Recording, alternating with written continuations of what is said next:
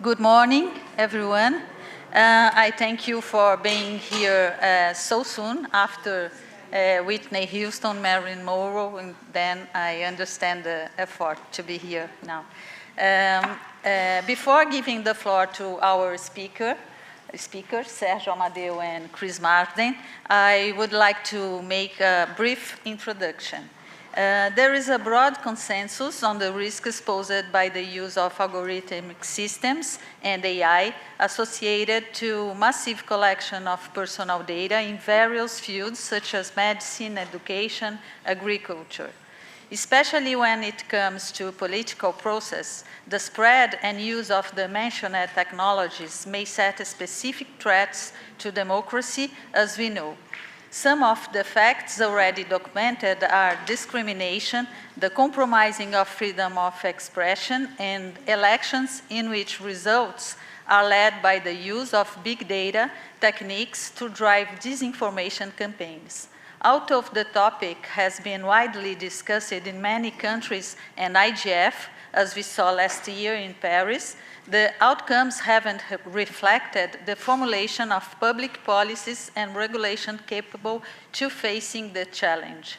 At the Brazilian Internet Steering Committee, the revelations about the influence of Cambridge Analytica and Facebook over the US presidential election result led to organization of a series of debates that culminated in publication of the guide Internet, Democracy and Elections. There is available in our website, and in the production of proposition to the combat of disinformation in electoral process, which is about to be released in the current year. The publications point out several topics that deserve special attention. Arbitrary use of personal data by the platforms, mainly Facebook, WhatsApp, Google, and YouTube, use of algorithms to formulate profiling and trigger the sending of target messages and news, exploiting fears, insecurities, vulnerabilities of voters without transparency and disrespect to the data protections law, significant market power of the platforms and their roles as monopolies in world markets. Besides these aspects, in 2018 Brazilian elections, we noticed another factor that contributed to an enormous disinformation campaign. More than 80 million internet users have data cap plans associated with zero rating to access Facebook and WhatsApp. Considering the importance of mobile phones for accessing internet in Brazil, 83% of classes D and E and 63% of class C do it exclusively through mobile devices, according to statistics produced by CGI-BR and CETIC-BR. Therefore, zero rating played a central role in disinformation campaigns. So, market companies which supported the political parties used this situation in financed that political campaigns using mailing of WhatsApp to spread defamatory information against the opponent candidate, counting on the fact that citizens with access only to Facebook and WhatsApp could not have internet access to verify received news. Important highlights so that this practice is now under judgment on Superior Electoral Court in Brazil.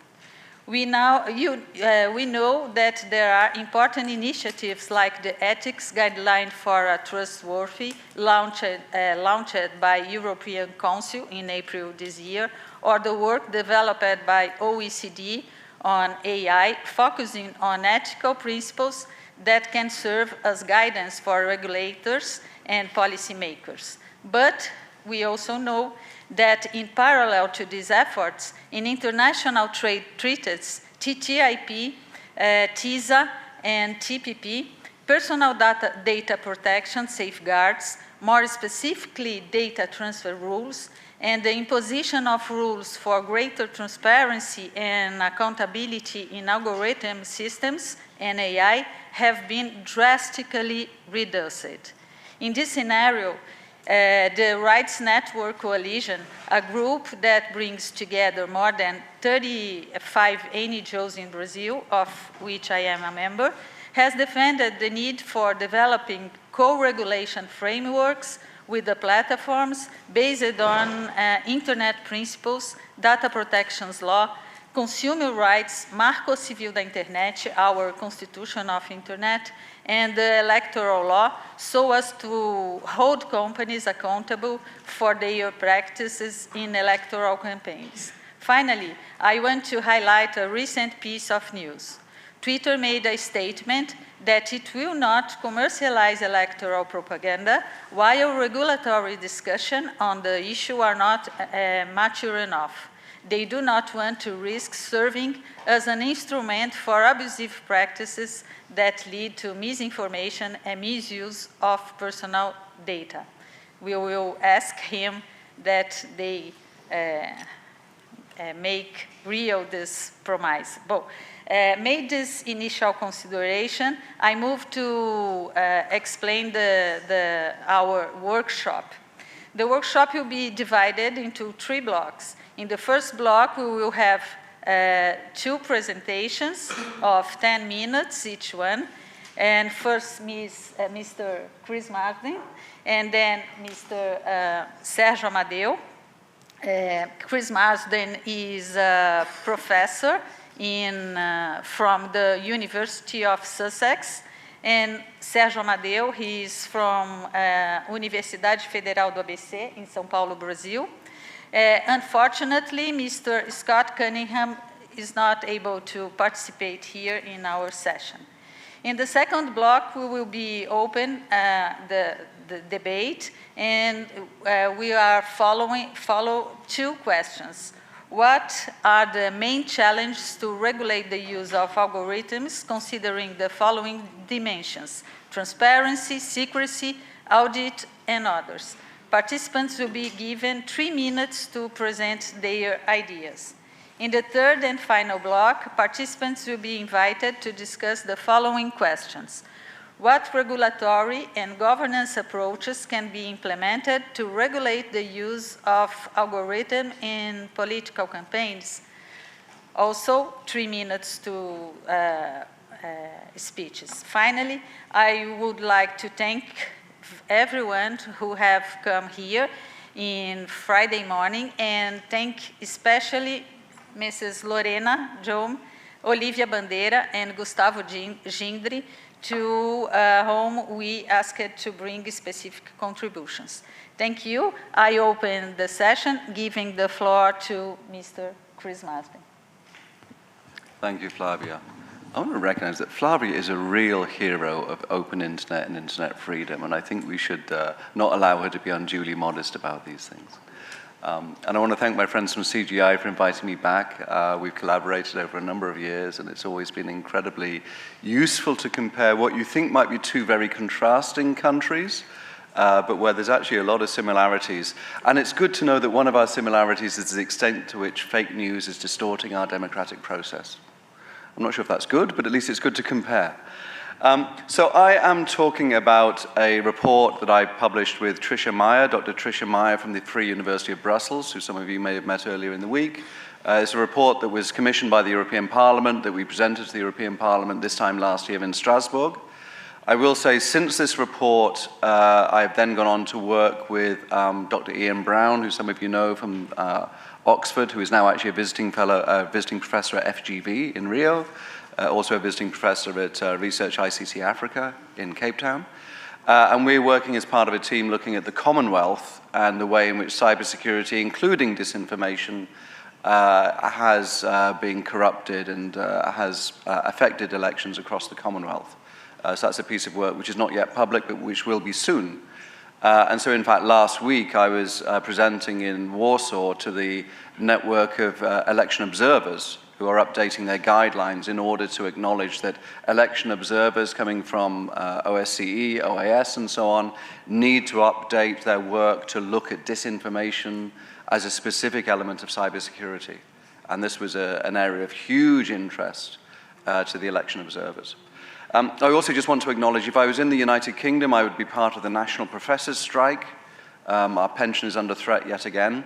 And so when I get back to the UK, I will be sitting on a picket line rather than being able to research. But given that I'm here, I will carry on. So, disinformation, false, inaccurate, or misleading information, intentionally attempting to cause public harm, as opposed to misinformation, which is unintentional and will then be corrected.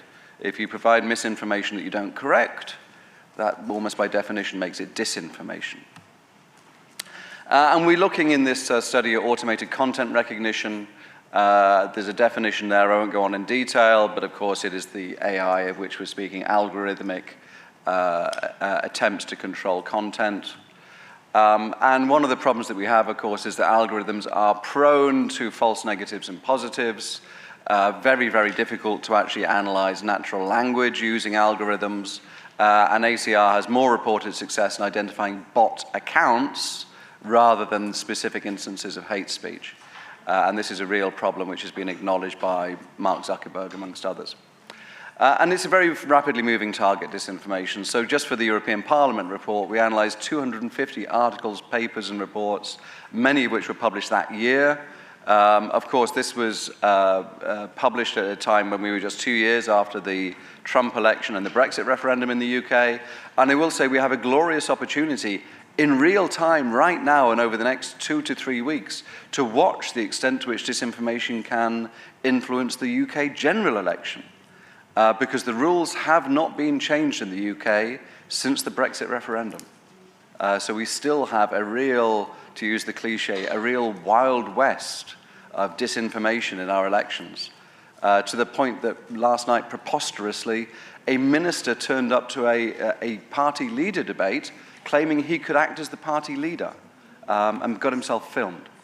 So, Facebook is at the center of this, and the uses of Facebook. This is Mark Zuckerberg's empty seat, which was for an international committee of members of parliaments from Brazil, from Argentina, from Canada, from the United Kingdom, and from other countries.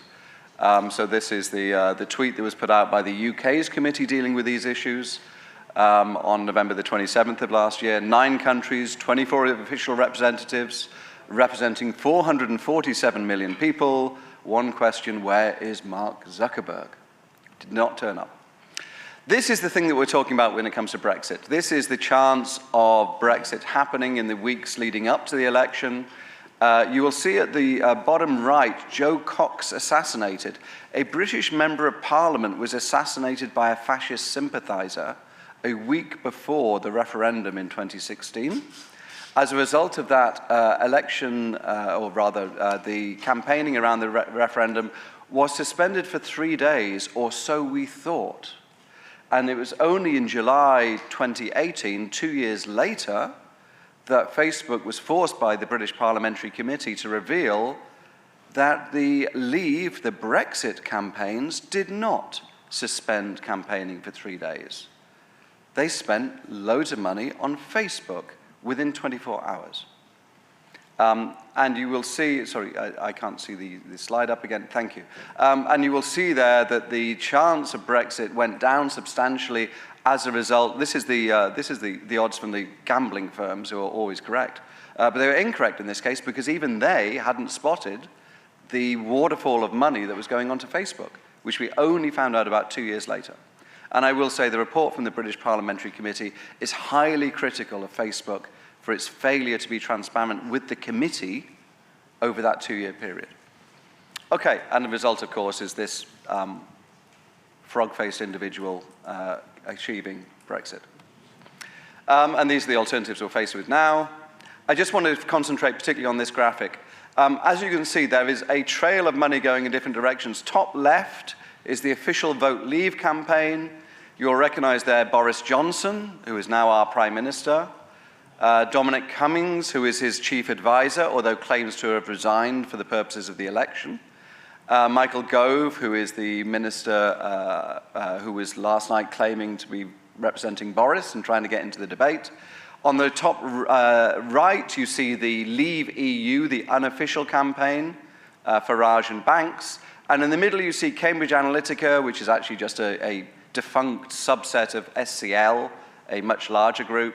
And you see there Steve Bannon, the US far-right figure who was a guru for Donald Trump, Alexander Nix, Robert Mercer, who's funding a lot of these attempts, and the whistleblower Christopher Wiley.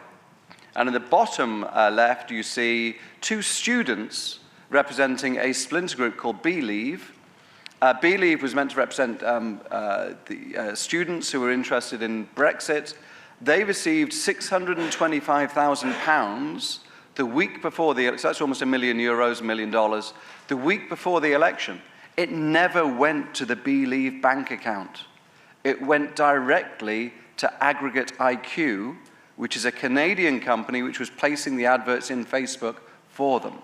Just to repeat, it went from Vote Leave directly to Aggregate IQ, with the claim that it went through Believe, but it never went to their bank account. It went directly from Vote Leave to Aggregate IQ. You also see there a sum of money from the Democratic Unionist Party of Northern Ireland. Northern Ireland is part of the United Kingdom. It's particularly interesting because there is no requirement for transparency of political funding in Northern Ireland. Due to, obviously, its history of terrorism, the decision was that all donations are allowed to be anonymous. They were spending a very large amount of money with Aggregate IQ. What a coincidence, you may think. Also a Brexit-supporting party. So extraordinary things were taking place in the Brexit referendum. All of this has been brought to light by the UK Parliamentary Committee. All of this has been denied by the individuals concerned. They appealed. All parties on this particular graphic, certainly Vote Leave and Leave EU, have been found to have broken electoral financing rules by the UK Electoral Commission. Both the UK Electoral Commission and the UK Data Protection Authority have produced reports, very powerful reports, telling the British Parliament that our electoral laws are broken, that they must be reformed in order to have fair elections in future. All of these reports have been responded to by government with something very, very close to contempt. There has been no reform of the law whatsoever. So what can we do? Well, this is the International Grand Committee. You can probably spot your own country on there, including Singapore, Latvia, and Ireland, and France. Well, we're stuck in this situation where we're basically being experimented on using PSYOPs. If you think back to the 70s, when we look at countries like Chile, even the 60s in Brazil, we're familiar with the fact that the military has been becoming very sophisticated in how to influence populations. And this is what we're doing. I just want to flag up this particular individual, Neil Mohan. He's the YouTube guy. He's the guy who's paid a fortune by YouTube to make YouTube into the most powerful recommender engine available. So if your kids are suddenly watching Jordan Peterson videos, Neil Mohan is the man who you should thank for his wonderful work. He's a Canadian family man who would not, I'm sure, recognize his role in disinformation. But hey, he built the engine that's then being used. So I won't go through methodology, but I will just, I think, skip very quickly. Oh, just say, of course, Zuckerberg himself says, yeah, we find it really hard to identify, using algorithms, the fake news and other problems that we have. We're much better at finding nudity using AI than we are at finding disinformation, because this is a nuanced linguistic challenge, and of course, humans are rather good at nuanced linguistic challenges.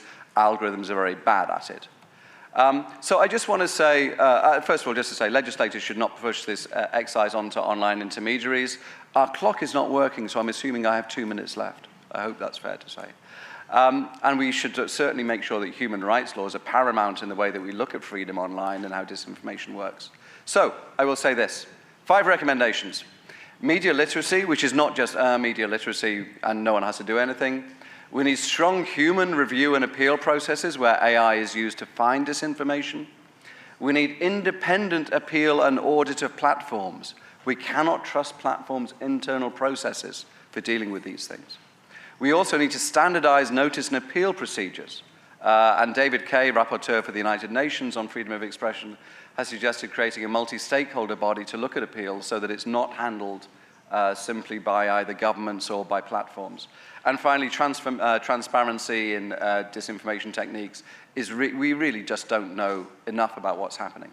So just to mention one in particular, disinformation is best tackled, of course, through media pluralism and literacy initiatives, but that is not just saying educate the public. It's saying because platforms are not being transparent, the public cannot be educated yet. Transparency by the platforms is essential for for us to be able to see what's happening in our social media feeds. And when Twitter and YouTube and Facebook and others change the algorithms without giving us sufficient information to know what's happening, we can't do anything about that. Okay, so just wrapping up, I'd just say number 2 is pretty obvious. Regulatory action needs strong, independent human review and appeal processes. So is item 3, that we should have independent appeal and audit of platform regulation. This is very much in line with what Flavia said. Co-regulation, not self-regulation. Self-regulation had its chance, and the platforms blew it. They didn't cooperate, they didn't show how transparent they could be on their own. It is time for governments to step in, not to regulate directly, but to tell them, you will provide the information that we need. I will caution just one thing, of course. My story from the UK reminds us the people who make the rules about how to combat disinformation in elections are the parties that have just won the last election. This makes it particularly prone to regulatory capture, and we must always remember that is the problem. And so I'll just wrap up. Standardized notice and appeal procedures, I mentioned there David Kay, and that we have a lack of independent evidence in this area. And so I will leave you with this shock and awe graph of what we presented to the European Parliament, where we gave them 6 different options for what we should do, and we came out in favor of option number 4. That option 0, by the way, is do nothing. And we came down there in favor of basically option 4, which is co-regulation.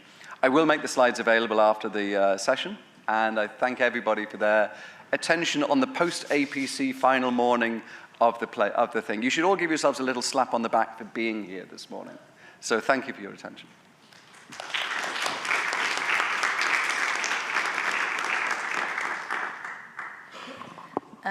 Thank you, Chris. I want to make a clarification. The Professor Scott is here. We had problems, communication problems, and I ask you if you can talk in the second and third part of the session. Now I will pass the floor to Sergio Amadeu, and then we can hear you. Thank you very much.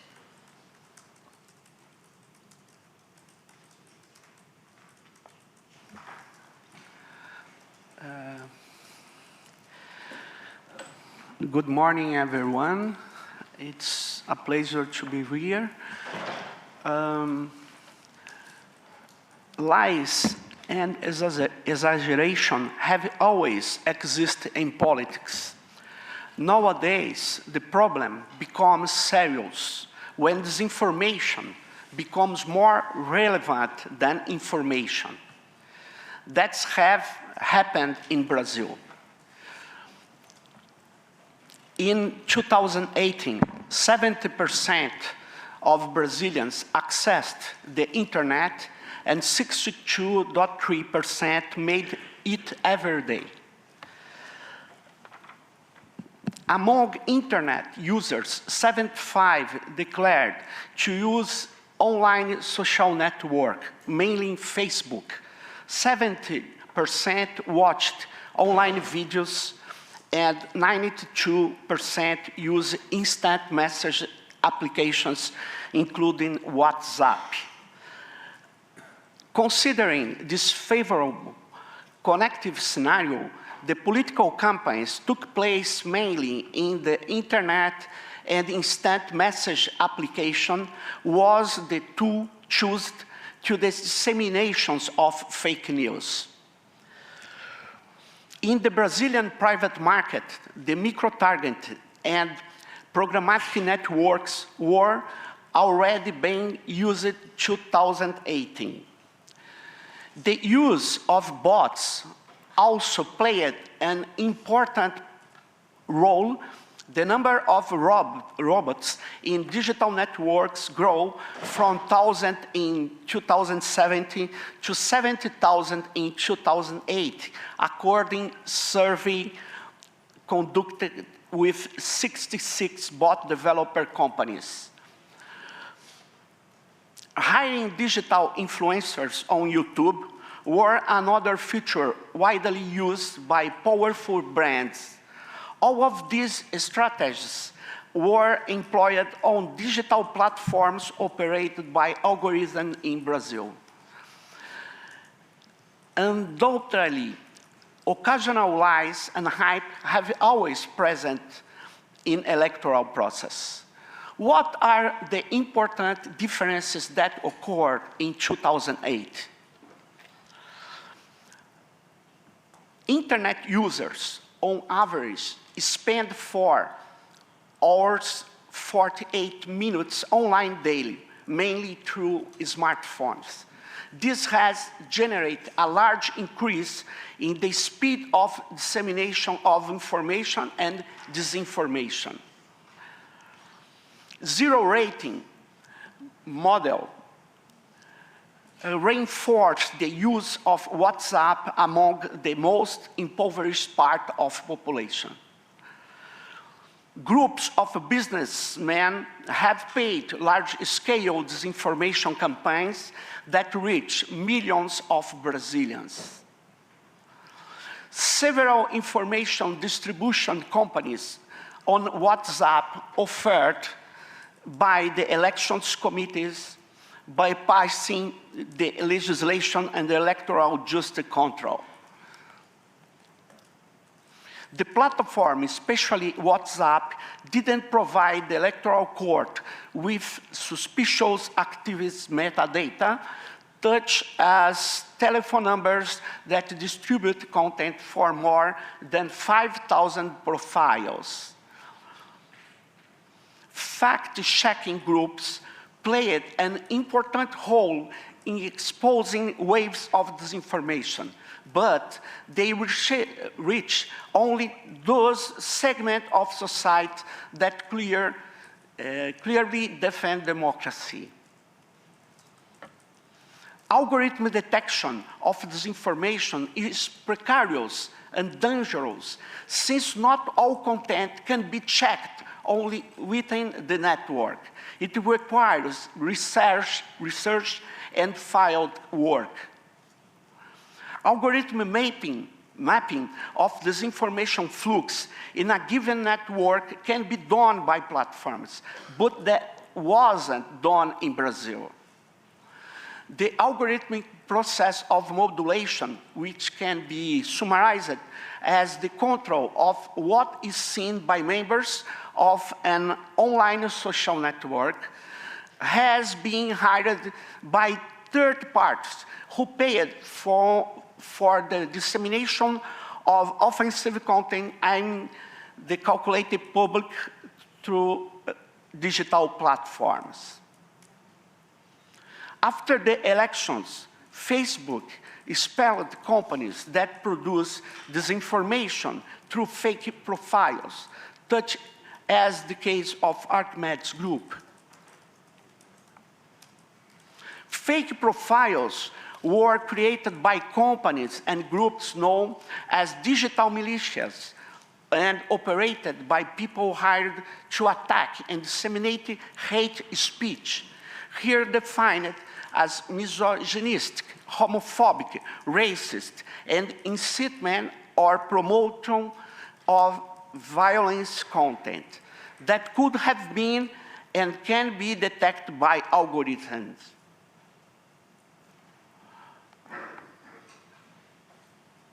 The Brazilian hate groups use disinformation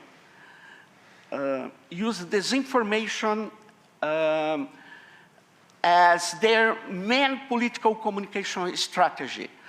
We will not be able to reduce the damaging effects of disinformation to democracy until we don't recognize that this current process is not spontaneous, that it is actually driven and orchestrated by a specific authors. How to combat, for example, the disinformation in the face of technological possibilities of deepfake?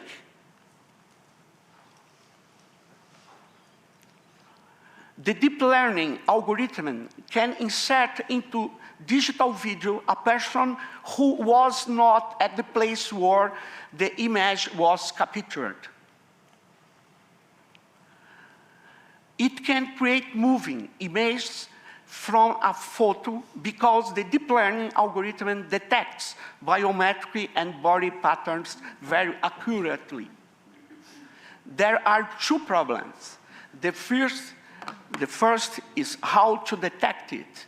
The second is the effect of creating distrust of true facts by placing this information on same level as information. Thank you.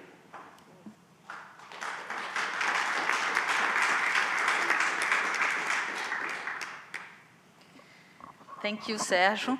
Now we are open the second phase of our workshop, and we'll put in the slides the questions to Jindri, Olivia, Lorena, speech, anything, give us the thoughts about the issues. Thank you. Do you begin? Can you start? Okay. Okay, so I come from the, I work at the intersection of ethics, history, and technology. And my work has been based on trying to understand how, or what the social impact of algorithmic systems is. So when I look at it, of course, I need to understand the technicalities of it, but there's also, as Joseph Weizenbaum said, when we talk about algorithmic systems, we talk about socio-technical systems. So you cannot understand the technique without the context, the social context within which it is embedded. And that social context does have a lot of influence, not only on the way how those techniques are programmed, but also on how humans, the human uptake of that type of technology, which at the same time also influences the algorithmic systems. When we talk about many of the algorithmic systems used in social media, those are learning systems. So this means that they modify and are modified through the data and through the reactions of the users. So it's not a static situation where you would say there's only Facebook and Twitter creating the algorithms and then that's it.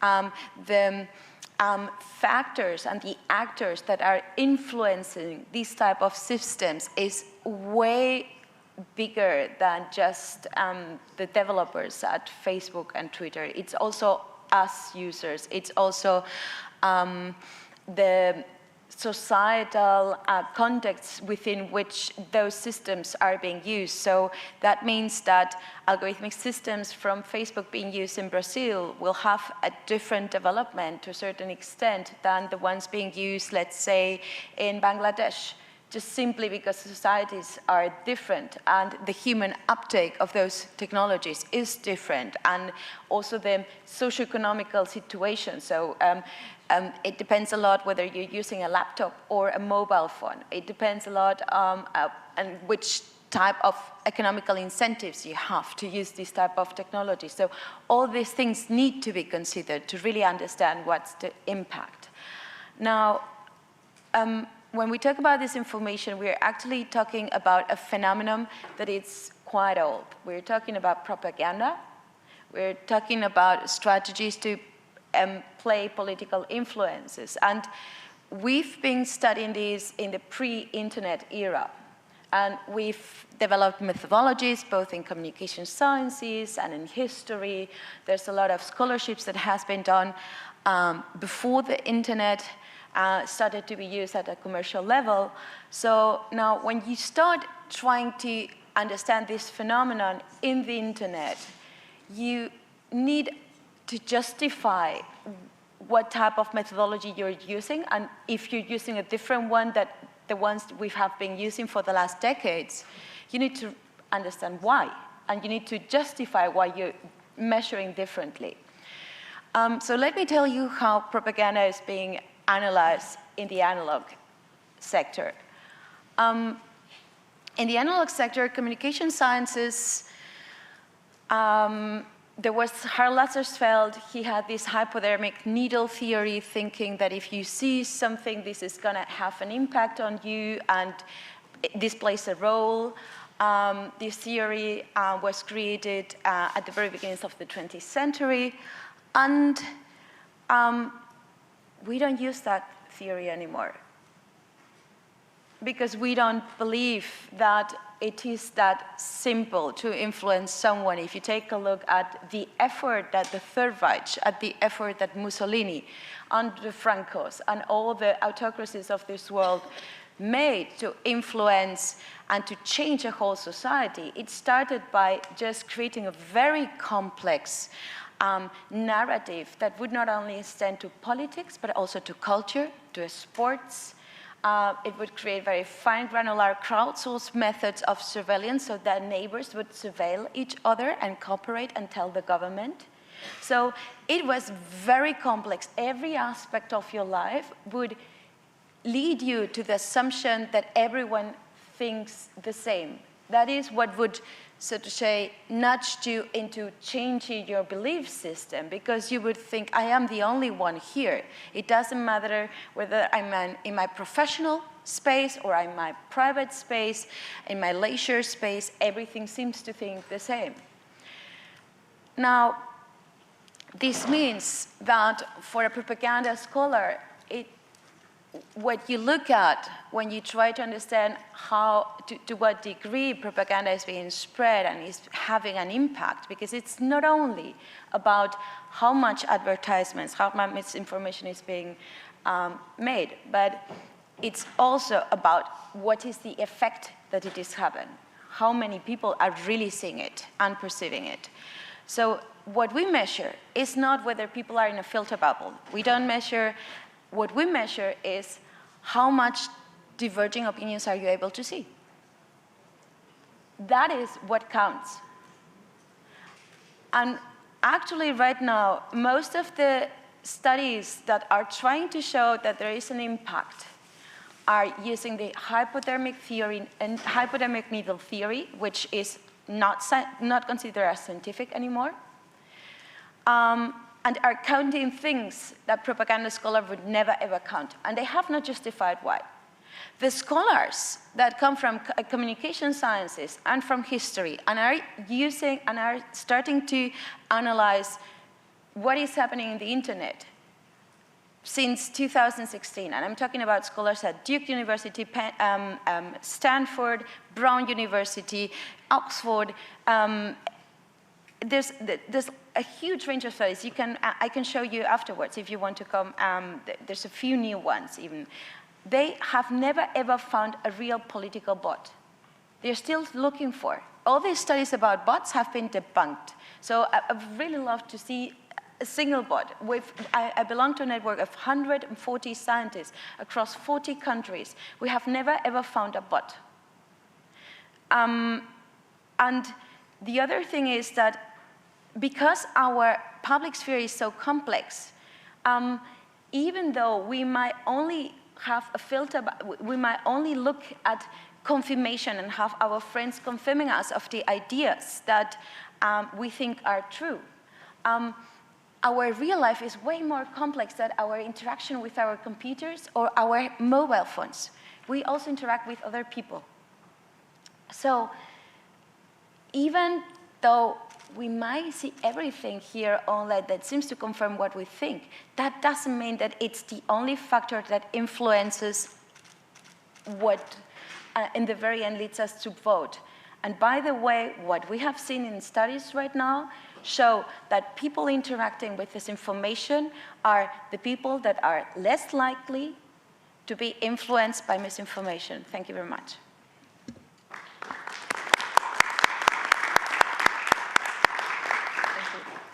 I give the floor now to Gustavo Gindri, and I ask, please introduce yourself. Okay. Thank you. Okay. Good morning, everyone. Thank you for the invitation. I'm Gustavo Gindri from National Regulatory Body of Audiovisual in Brazil. So I have 3 minutes, that's it. I will be briefly. I have 3 minutes. That's it? Okay, okay. Okay, yeah. Well, I read. Since I knew that my colleagues here would exploit the specific problem of the performance of algorithms in the electoral process, I choose to make a speech focusing on two broader issues, but which I think are inevitable when we talk about the impact of algorithms in our society. Sorry if I seem to get away from the specific topic, but I think these questions will directly influence the action of the algorithms in the electoral process. Firstly, we have the problem of semantics used in public and private databases. A data will only make sense if it has semantics, but the semantics is a construction that brings about a social process and a worldview. And several studies show that a slight variation in semantics of a dataset can change profoundly the outcome of an algorithm procedure. Therefore, it's essential that database ontologies are available for public debate, or certain worldviews may be naturalized without our knowing. The second question concerns the problem of scrutability. In order for us to define those responsible for an action, it's essential to understand the causal network involved, or in another way, how it came to a certain result. This is how, for example, all legal standards work. We define an action, a procedure, a result, and one or more responsibles. But, and this is the point that I want to highlight, when we move out of a simple data mining into the territory of unsupervised learning and deep learning, it becomes increasingly difficult to scrutinize the procedures performed by algorithms. And at this point, allow me 3 quotes. The first one,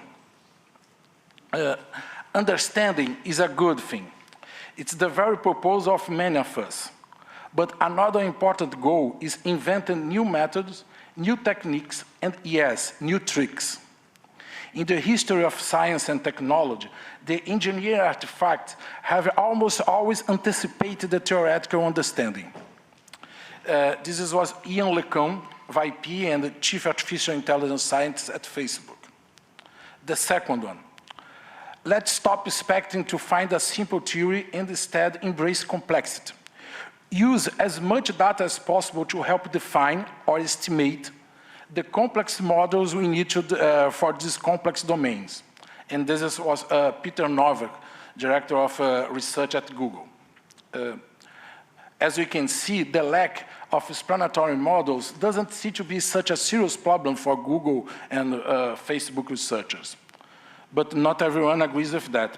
David Gunning, then director of DARPA's Explainable Artificial Intelligence project, recognized it as a problem that, in quotes, Intel analysts use artificial intelligence tools to keep up with the volume of data, but they don't get an explanation of why the system is picking a particular image or a particular situation. The gnoseological problem of the difficulty of understanding how a given result was achieved may have severe social, legal, and political implications. And it is important to build scrutiny standards that are incorporated as a fundamental requirement for making their algorithms. Or we will soon face serious legal problems in dealing with decision-making by algorithms and the definition of responsibilities. Thank you, Gustavo. Professor Scott, can you talk with us a little bit? Thank you. Let me introduce myself briefly. I was most recently at Delft University of Technology, and now I'm a professor of political science at University of Strathclyde. While in the Netherlands, I worked with the Blue Ribbon Committee advising the second chamber of the Dutch Parliament about the roles of algorithm in politics. But I came here today just to reflect with you about the role of algorithms in the US election. And as was reflected on by some of the speakers, the evidence is inconclusive. It's very concerning, but the evidence is inconclusive that specific targeted interventions happened. No, well, there were 3 things that happened. For sure. There was data was stolen from the Democratic National Convention regarding election data, citizen data. there were social media efforts made, and then there were targeting of specific electoral groups. So the results in the US, sadly, was not unexpected. There was a 25% chance that Trump would be elected. He did get elected. So it wasn't out of the bounds of possibility. What is concerning, though, were very narrow margins in tipping point states such as Pennsylvania and Wisconsin. So basically, what happened here that is of most concern is the use of citizen data for political purposes, which has been going on for a long time, and the use of algorithms to dissuade key target citizens to not vote. So what seems to be effective, unfortunately, in the US process, is to disengage, disenroll. It's much more difficult to mobilize and convert citizens, but it's quite easy to say, distrust your government and don't bother to show up for votes when it matters. So I'll leave it at that. Thank you very much. Thank you, Professor. I pass the floor to Olivia. Can you introduce you and make your consideration, please? Good morning, everyone. I am Olivia Bandeira from Intervozes. Intervozes is a Brazilian organization that works for safeguarding freedom of expression and human rights in traditional media and in the internet, understanding them as essential to democracy. Last year, we followed the role played by technology in the Brazilian elections, and early next year, we will release a book on disinformation that contains these analyses, as well as a chapter on possible solutions for promoting a more diverse and democratic media environment. In this first participation, I just want to highlight some issues concerning the influence of internet, the dominant business model of internet on democratic debate and the elections. Well, we know that one of the main features of digital platforms is the massive use of data. Using big data, the advertising market uses increasingly customized strategies to reach certain groups of users or particular users whose mapped habits are inputs to strategies for selling products and services or for the propagation of ideas and even of applications. In the case of political marketing, data is critical to enable micro-targeting techniques. In order to break this logic, it is essential that the rights to personal data are considered in the list of human rights. It's not just an individual dimension, but it's a collective one. It's essential to democracy. The second point I would like to highlight is the lack of transparency in digital platform practices in relation to algorithms. This harms the full autonomy of users in relation to the type of communication they receive, which has a great influence on democratic debate and electoral process. We therefore need to criticize algorithmic opacity as well. The third point is that we fight disinformation, that's a part of the problem, with more information, so it's essential to ensure that the network connection service is taken and guaranteed as an essential service. And to finish, it's related to the dimension of diversity. I would like to highlight the need to combat digital monopolies and promote diversity and plurality in the digital environment. So that's it. Thank you. Thank you, Olivia. I ask if Mr. Charles Mock wants give us any explanation. Okay, please. Hi, I am from Hong Kong, and I've been listening in to the discussion about misinformation and the impact on elections and so on. The situation we have in Hong Kong is a little bit different from what you have been discussed. The impact and the prevalence and the widespread use of misinformation is actually very much identical. But the source is somewhat different. It is from China, not from some of the other examples that you have cited, including the US election, probably interference from some other foreign countries and so on.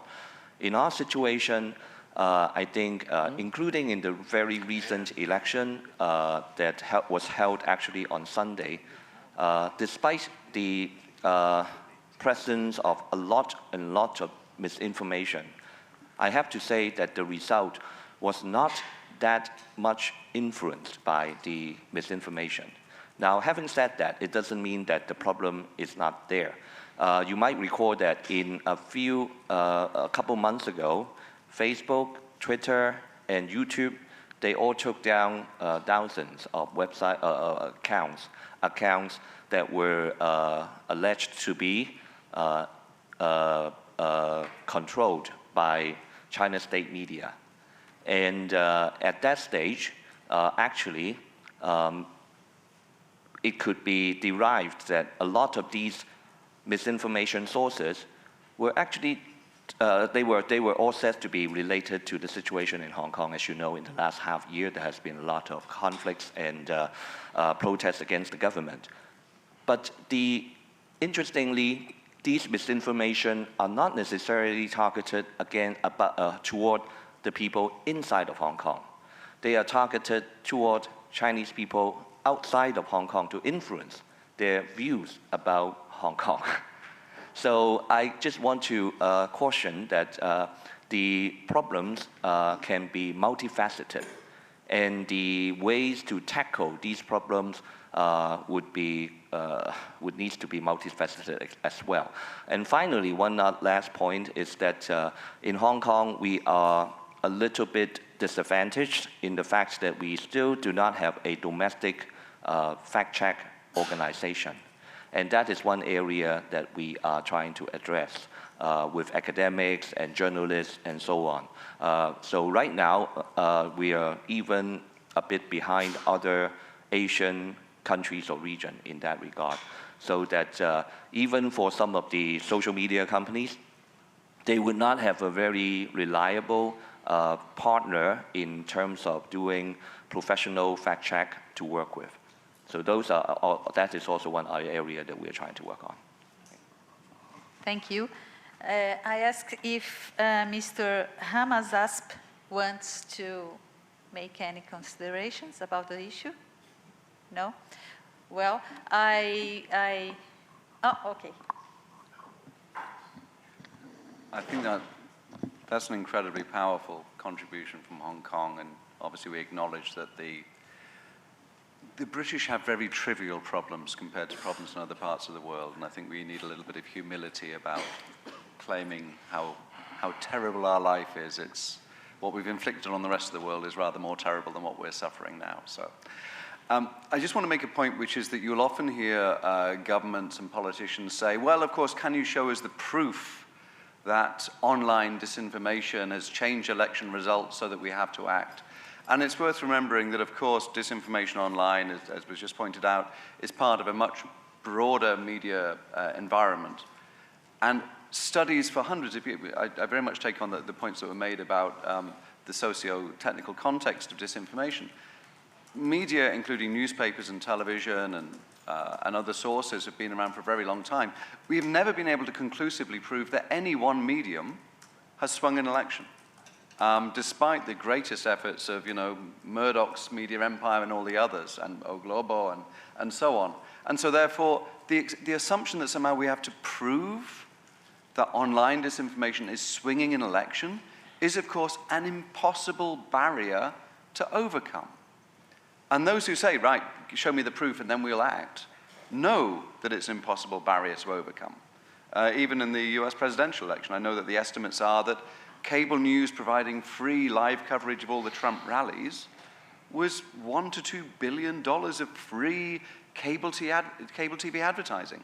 So as part of the mix, we know disinformation, both on and offline, is very powerful, but do not ask any scientist to prove that it swung an election, because humans are more complicated than that and society is more complicated than that. It can't be done. So anyone who raises that as being, we'll act once you prove it, is saying we're never going to act. Thank you, Chris. The floor is open to the participants, please. Anybody wants? to talk? Você vai falar, Gustavo? No? Ah. Yeah, thank you. Good morning. My name is Bia Barbosa. I am a journalist from Brazil. From Intervozes, I work with Olivia and Flavia in digital rights and communication rights in general in Brazil. Actually, I would like to ask Lorena if you could go a little bit further on the last thing that you mentioned in your intervention, when you started saying that the people that are more, they interact more with the disinformation are the people less, that has less chance to believe in disinformation. So it was the last thing, I don't know if I got it right, but I would like you to go a little bit further, to ask you to go, if you could go deep a little bit on this topic. Thank you for the question. Yeah, what I say is that the people who are most likely to interact with the political and influence campaigns are less likely to be influenced by them because they already are on the same page. One of the things that are important to understand when it comes to information, disinformation is, among others, the function of this information. What is it appealing to? Is it appealing to convince you that the facts that you seem to think are true are different and give you and provide you with other type of facts? Or is it a different function? And in conventional studies, also in philosophy, but also historians, we had this conversation before during the Cold War, among others. And there is this very well-known essay in philosophy by Harry Frankfurt on bullshit, it's called. That's really the name. And he tries, and he summarizes the knowledge that people in those times had gathered. And he basically comes to the conclusion that the function of this type of disinformation strategies is not to convince you of the truth, but it has an identity function. It is a discourse of domination, and it's a discourse of ideology. People that adhere to that type of discourse adhere in the same way that they would adhere to a religion. It's not about the facts. They know that it's not about the facts, and if you use facts to counter that position, you're gonna push them even more into that position. This is what was found out on those days. And this seems to be equally the case. And I think that this is one of the interesting analyses of the conversations that we're seeing with fact-checking and people contesting to the fact-checkers. It's a polarizing discussion. It's not a discussion that is changing people with extreme positions from their positions. It resonates with people that already believe in, that have, so it's really interesting to also try to gather the knowledge that we already had and try to analyze how type of different discussions we have. If we want to have a dialogue, arguments will play a role, but in order to do that, we need a fairly different context and a fairly different situation so that arguments can be exchanged. And the disinformation level, that's an identity and domination level. That is not the level where you exchange arguments, and this is what makes it so hard. And this is why fact-checking is not really helping, in my opinion, and according to what I see. Please. Introduce yourself, please. Thank you. I'm Elisabetta Fierro. I'm a member of the IMA, that is an association that is doing research to enhance cybersecurity policies. So I have some questions about also the information governance, because of course there are marginalized communities where no access to some informations, and of course the risk of violations and abuses is higher. For example, I come from the south of Italy, and it's incredible the escalation, violence and abuses that is going on.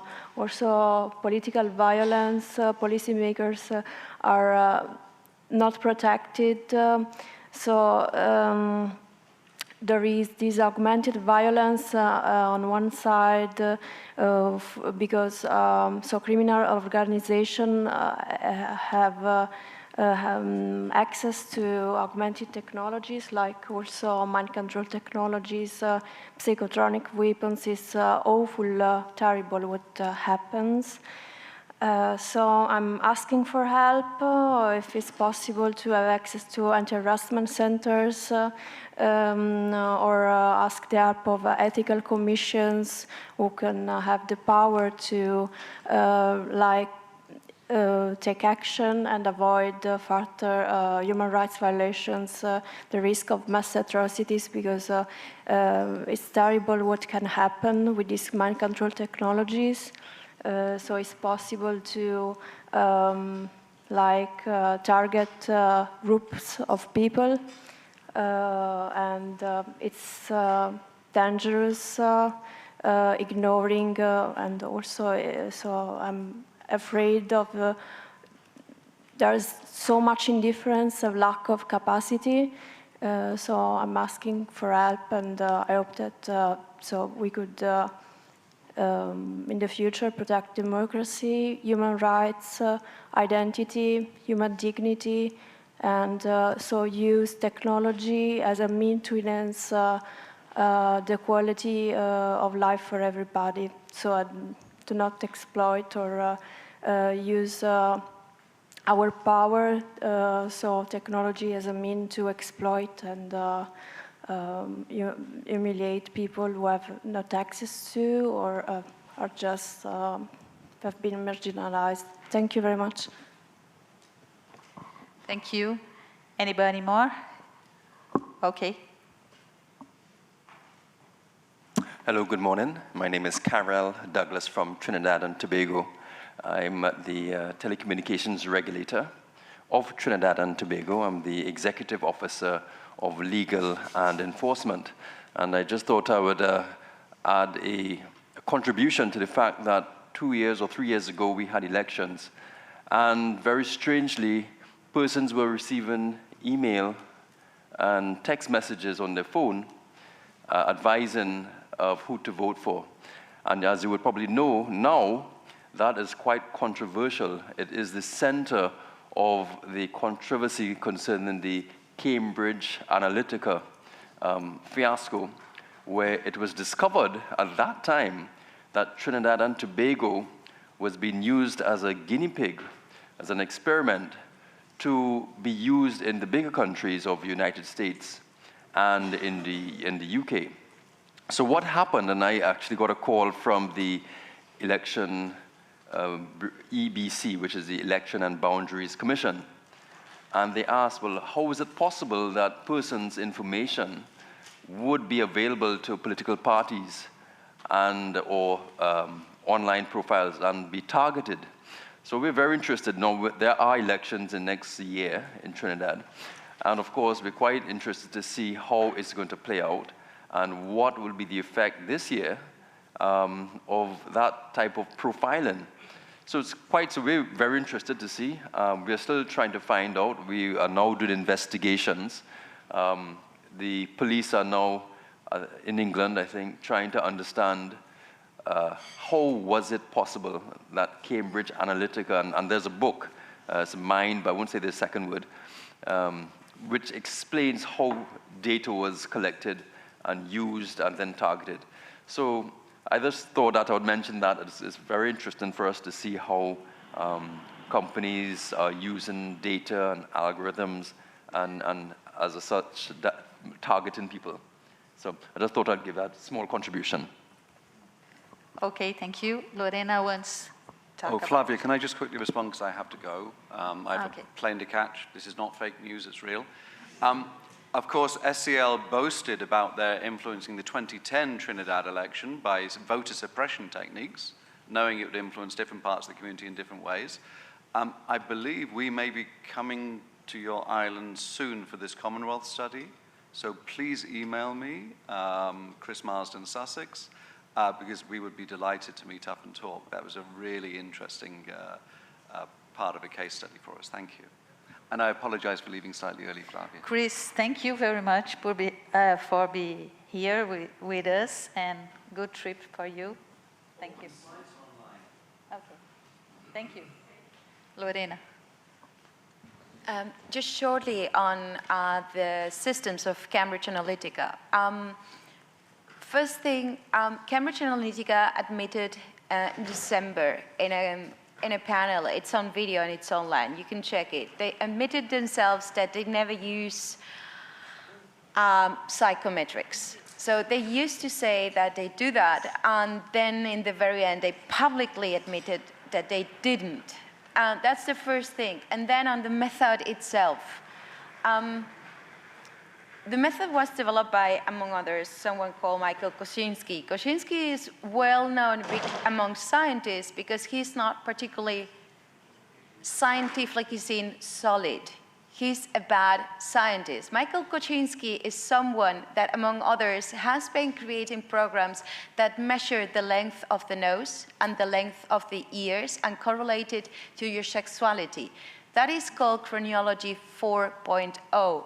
That is not science. The computer will give you a result because the computer always gives a result if you tell the computer to correlate X with Y with Z. But that does not mean that the output is scientifically sound and makes sense. And so that's the thing with psychometrics. Truth is, we don't, the accuracy and the conceptualization that it provides is quite reductionistic of the idea of how people work, how people can be moved or nudged to things. It's way more complicated. If you have data about someone, of course you can target someone over advertisement, but guess what?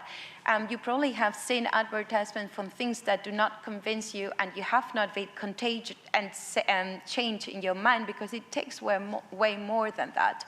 And people that are sort of dissenting or unsure about things also need way more than just seeing 1.4 advertisements during the whole electoral elections to change their minds, which is the visibility that, for instance, fake news during the Trump electoral campaigns were seeing by the voters on 2016. 1.4, that's not much. So again, I think that companies like Cambridge Analytica, but of course also Facebook, want you to believe, because it's part of their economical USP, that they have the power to change things. But that is a very reductionistic idea of how human beings work and how society influences and how public opinion is created. Thank you, Lorena. You, please introduce yourself. Yeah, thank you very much. Hi, I'm Christopher Pereira. I work for World Acquire.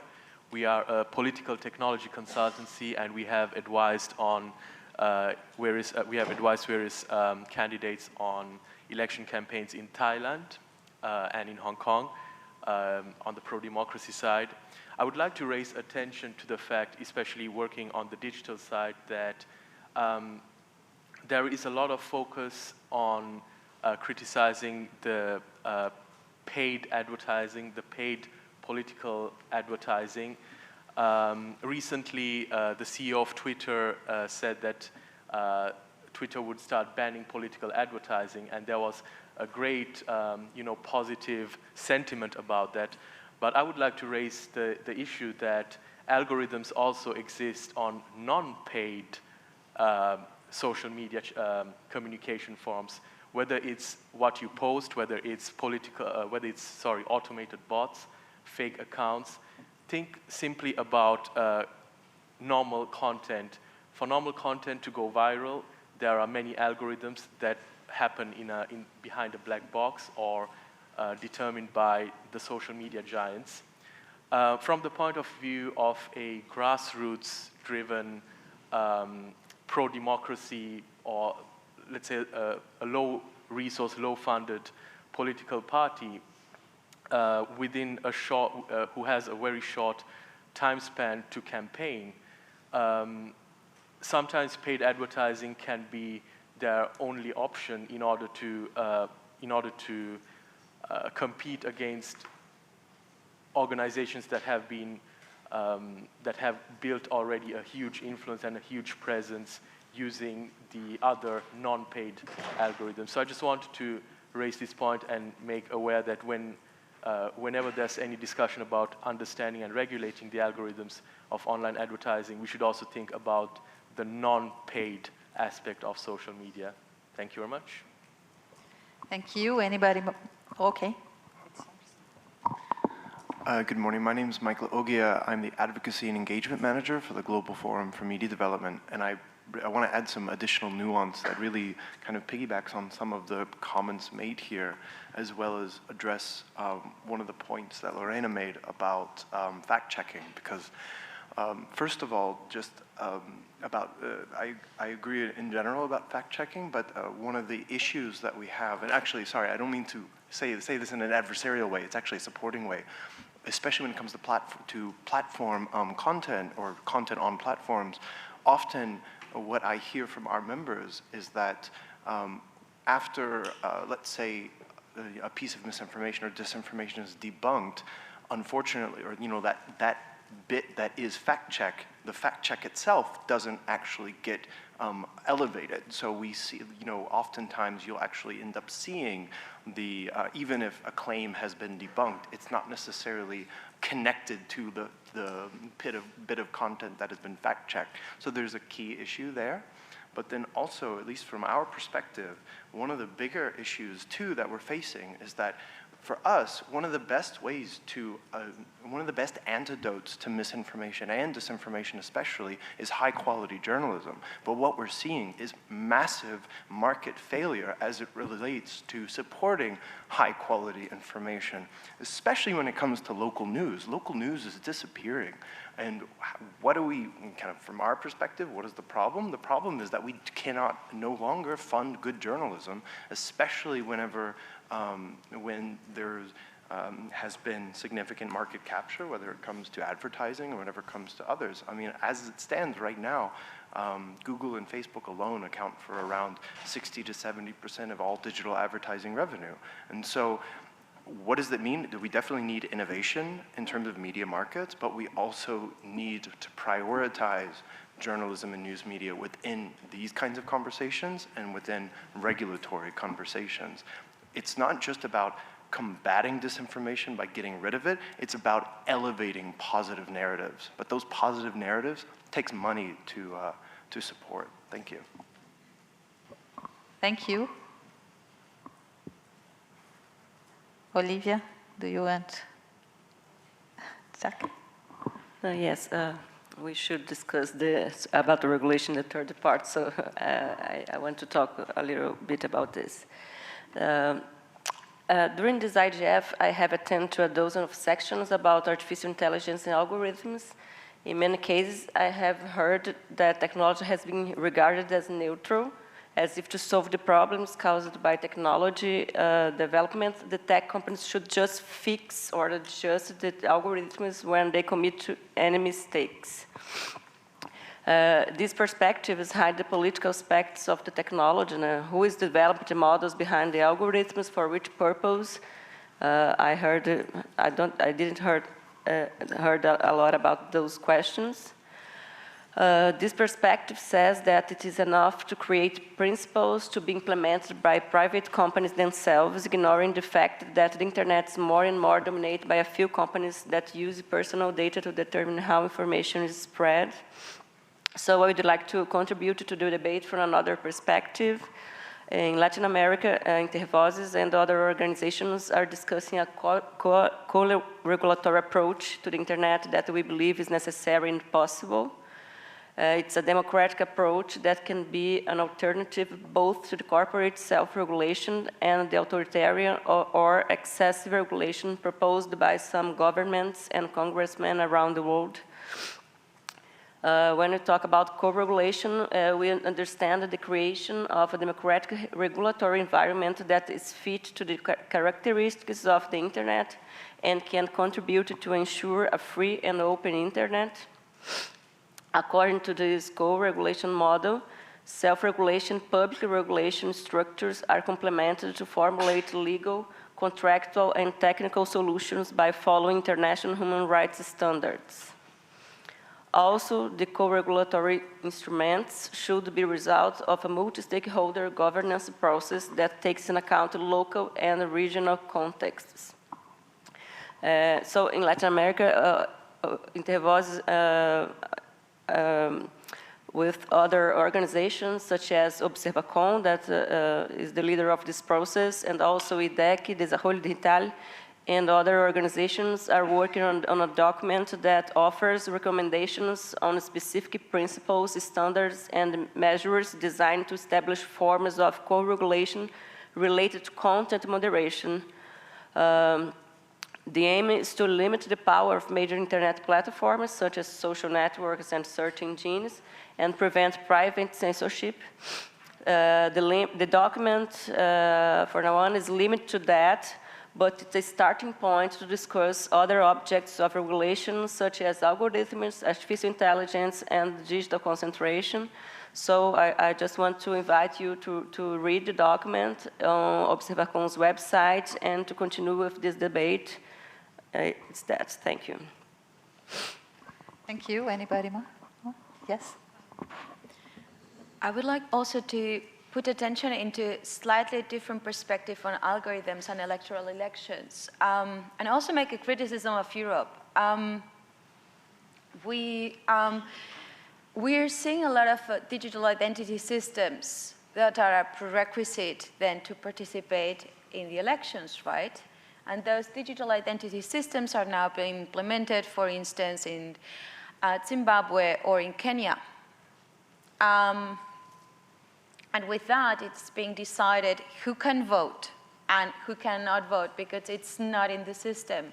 And that is, of course, a slightly different angle to the story. But that is also an algorithmic component, or so to say, a digital component with which already existing regulation that excludes specific ethnicities and specific communities from partaking into the political process is being automatized and is being, so to say, magnified and made even more efficient. And those technologies precisely in Africa and sub-Saharan Africa that are being used for the creation of this type of systems, they do not come from the US and they do not come from China in the majority. Over 70% of those technologies come from the European Union.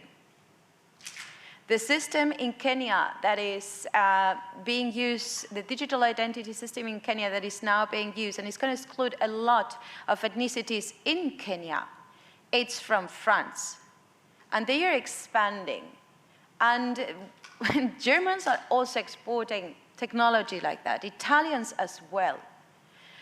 So yes, there are monopolies like Google and Amazon and many other, the Microsofts of this world, but there is a whole range that we are not talking about that in the background is coming from many of the countries and many of the regions that we think to be highly morally superior and more ethical than anyone else, and it is not like that.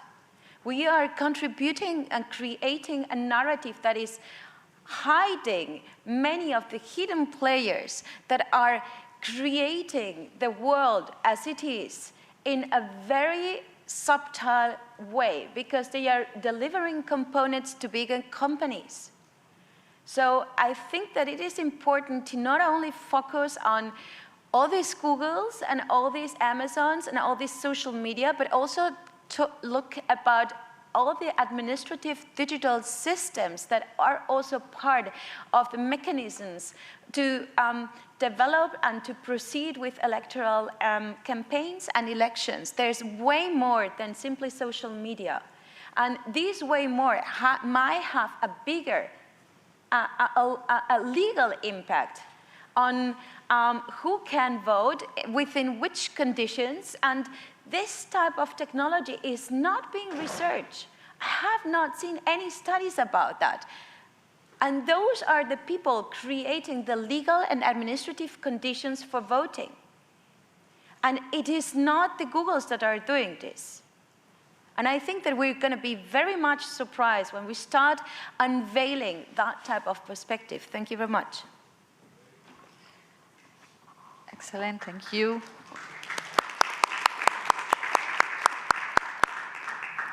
Anybody? Okay, you. Hi, my name is Alfredo Velasco. I'm from Ecuador. I have a question about the theme. I prefer talk about the democracy, not only the electoral process. This is a few part of a total of democracy. During the riots in Latin America, Chile, Ecuador, Bolivia, we have a phenomenon.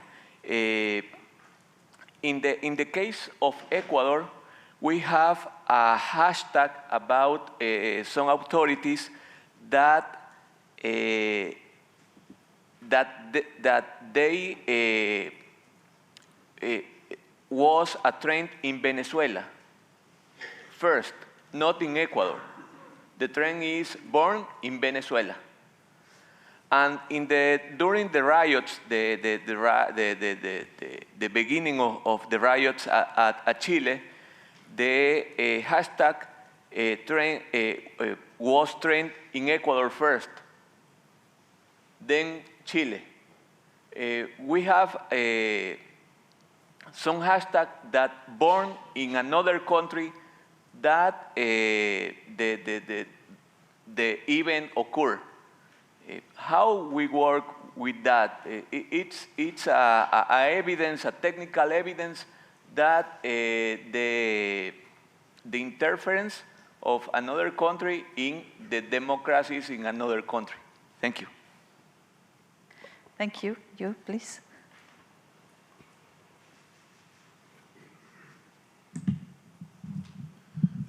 I'm Ricardo Corredor from the Jorge Tadeo Lozano University and also from the Global Forum for Media Development.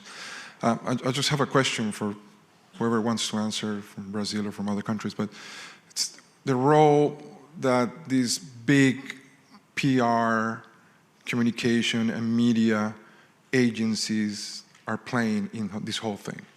Because to me, from what I've seen, for instance, in the case of Colombia and some other countries in Latin America, is that they are the operational part of this whole thing.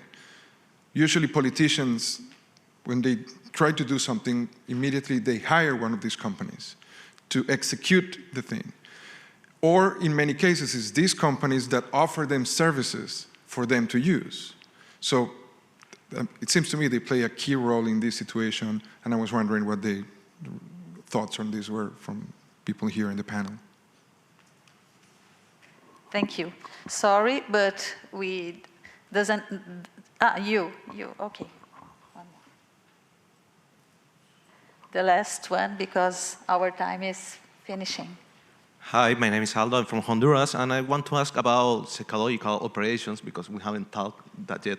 That is something that is happening with rage in Honduras because the government has this type of operations targeting particular human rights defenders and targeting political position, people in particular, and they make this thing that they target the 10 most close collaborators of this person, and they are heavily customized, the messages, and I think it's actually working because the people, when these operations began, the people try to not be associated with the person that is being targeted.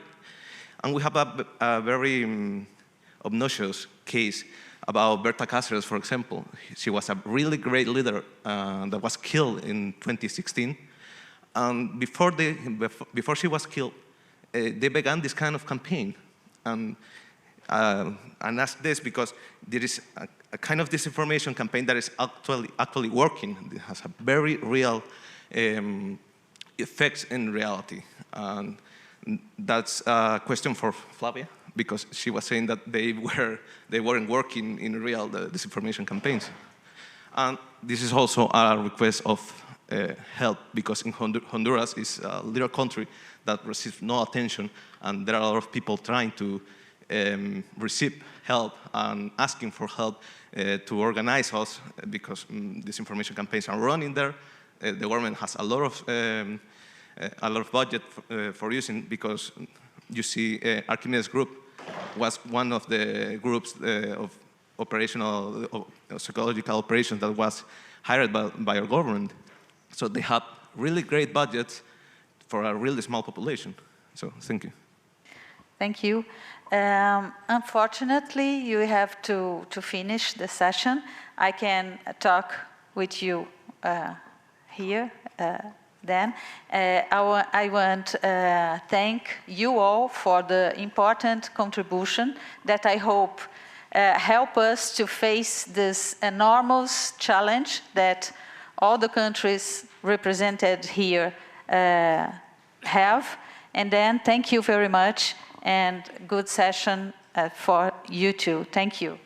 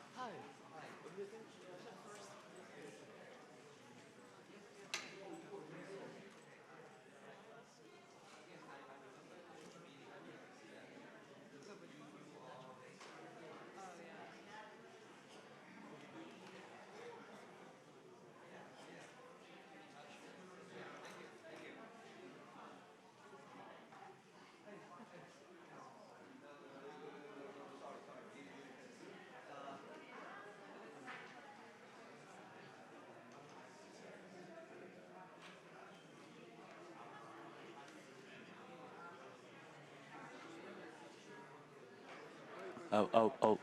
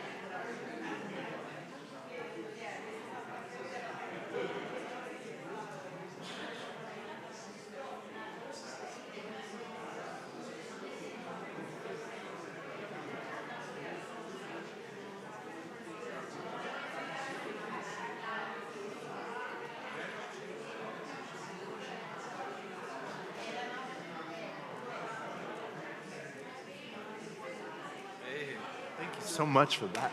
Thanks to you. It was great coordination. You liked it?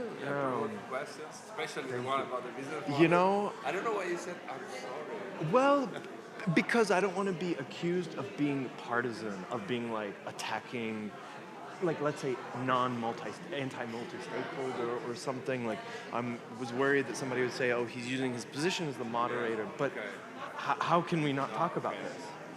Do you know? So I didn't want to seem like, you know, unfair or something. At the same time, they also have billions and billions of dollars, and we don't. So what's the real power difference here? I kept thinking to myself, you know, it's like there's a famous saying. It's like, if you want to know who rules over you, find out who you cannot criticize. And that is, it's like, I think Oscar Wilde might have said that. Yeah, so thank you for answering it. Thank you for being comfortable with it. I think the only mistake of us was to let Nigel ask the question at the end. Right? Oh. 32. Ah. This is not part of the session. Although it is very relevant to this as well, to be frank. Like, yeah, thank you. No, you guys are doing fantastic work.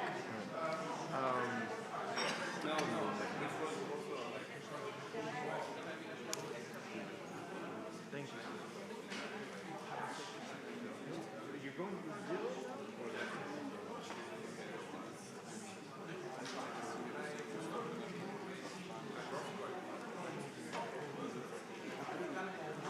Yeah. Oh, never mind. I'll see you in a bit.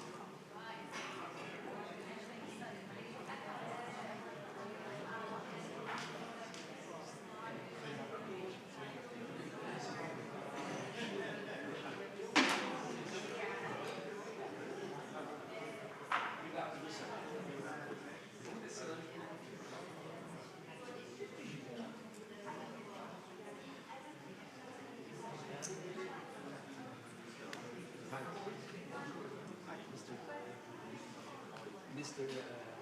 Moses? No, I'm waiting from Tesla. From Tesla. I'm sorry. You're looking for somebody else. I was looking for the guy from Oh, Hong Kong. No, I'm just. I looked at him, so. I was so stuck. Oh, I see. Okay, sorry. No, it's fine. It's okay.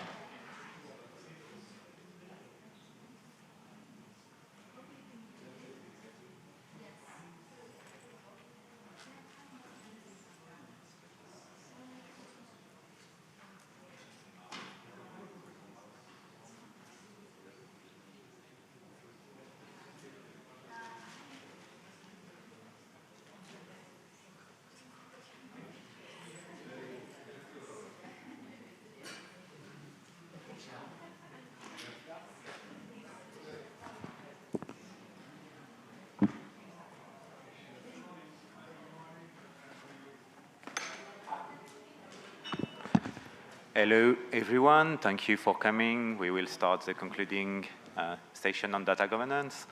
My colleague Ben has just arrived, so it's excellent. We'll start basically with a 5-minute introductory remarks. Then we'll go through breakout sessions. We decided to allow more time for discussions, so it's about 1 hour discussions before reporting. From the 6 breakout sessions, 40 minutes, and then a quick conclusion to the session. So first off, well, we wanted to stress out the success of the data governance track. A lot of workshops were very successful during the IGF the past few days, and well, reflecting on what Marie-Laure Denis said as a sense-setting speaker on Tuesday at of the CNIL, she stressed the need of a collaborative approach. Well, I guess we are on the good side of it, and we had a number of sessions trying to integrate ethical and legal requirements directly into data governance. So, wanted to quickly come back to the 6 thematics we identified, and saying first that data governance needs to be integrated directly in processes and strategies. And now, on the last day of the IGF, after a number of sessions, well, we had cross-border data, and we had the chance to discuss how the flow of data can contribute to the economy, can contribute innovation, when we are allowed to discuss it in this matter. Also, we had interesting discussion on the data and sustainable development and the need to stress the societal agreement with regard to sharing and using data. We had on the 3rd track on data protection framework, the need of dialogue with all stakeholder groups, and obviously bringing to the table civil society, which sometimes is left apart. And on the 4th track, judicial and sovereignty issues are brought forward as a matter of balance between interest and the need of cross-border agreements. We also discussed human rights issues and the need of ethics brought to data governance, raising a number of new issues, for example, digital literacy, the need to learn critical thinking so that you can really accept and understand what data is made of, what it is used for, and so on. And lastly, we had the governance and ethics of AI and algorithm track, which was very interesting as we had a number of initiatives. First, UNESCO has been starting developing a global framework and obviously trying to bring a human rights-centric approach and just entered the 2-year consultative process. We have also the OECD principles, a number of initiatives at the national, regional, and sub-regional level. For example, in France, we just starting with a national AI strategy, bringing also the need of basically a common and multi-stakeholder approach in the mix. With Ben Wallace, we were very happy to have the chance to lead the session, and we thought that the main element was basically a social element, having people brought together to discuss these issues between workshop organizer, leaders, and participants at the IGF, hearing each other and potentially, obviously, making connection, discussing issues, and bringing these issues, obviously, by reporting to the global IGF. So the plan is very simple. Hold on, yes. So back to the schedule. We have 6 groups. We'll be displaying in a minute on the board, and 1 hour to discuss it with every moderator and rapporteur.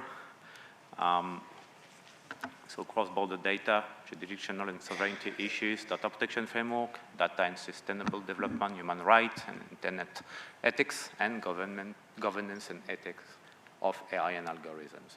So just ask every group to gather, like in the introductory remarks, and thanking in advance the moderator and rapporteur for bringing the report forward.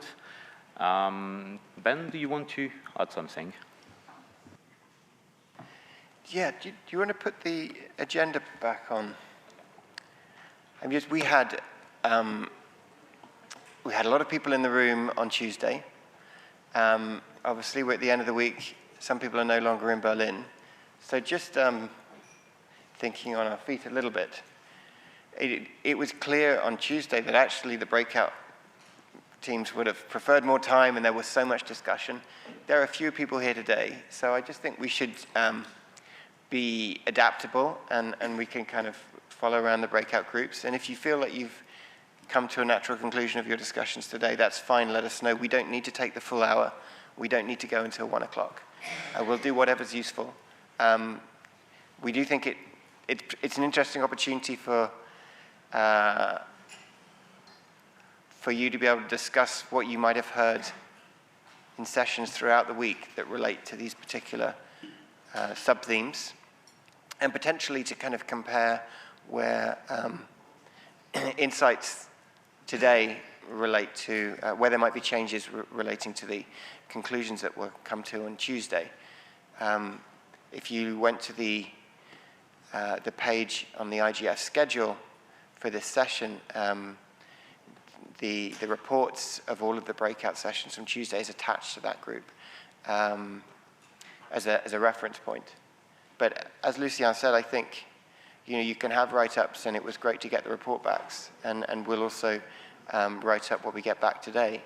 But I think for me, what I saw was that the real value was the fact that people were getting together and having really interactive discussions, hearing different perspectives, maybe getting to know people who are working on these policy issues from different perspectives, from different organizations, and maybe hearing about sessions that were going to happen during this week. So I'm not too concerned about what the written output is.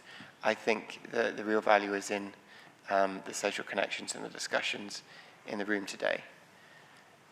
So I wonder, I'm not sure we have the slide with the names of each of the breakout leaders. We do. I wonder if, once again, those generous volunteers could stand up and, or if I go one by one just to help you all. So, sorry, Miguel, yes, if we go from the top. Miguel is at the back of the room there, towards the window. He'll be leading the breakout session on cross-border data behind him. Then we have Bertrand on my left, who's covering jurisdictional and sovereignty issues, and he'll be in the middle there. And then Chennai, who's leading the session on data protection frameworks. On the other side of the room, Wai Min is in the middle. He's doing data and sustainable development. Concertina here is human rights and internet ethics. And last but not least, Maria Paz on the governance and ethics of AI and algorithms. And as we did on Tuesday, in case you weren't here, the way that the seats behind the table are set up, they ended up being 6 kind of groups of chairs, so it was quite natural for the breakout sessions to go to those chairs, so you can just turn them around, sit in a circle or a square or whatever, and we invite you to begin your breakout discussions. Thank you.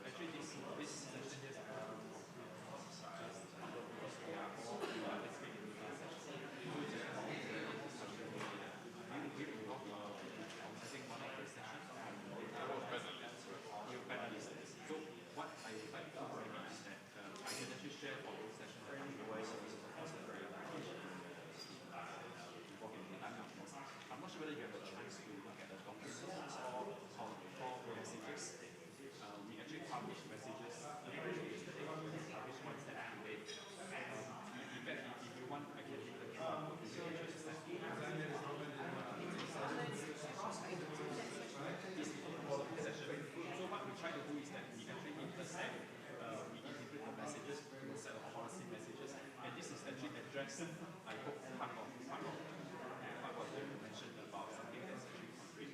This is actually a location of the beyond the and I'm going to share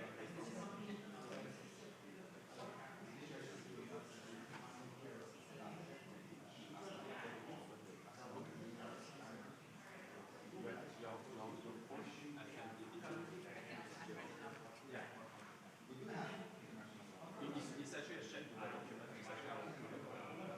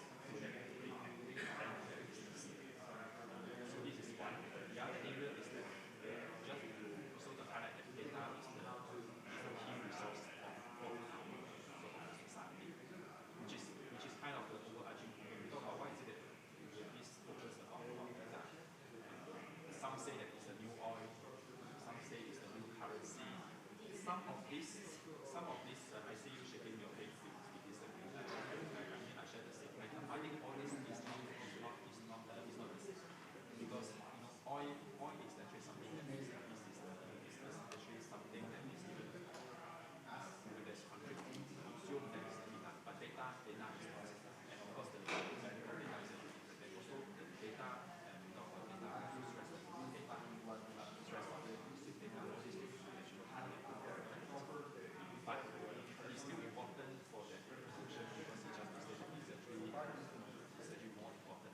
You know that a lot of big companies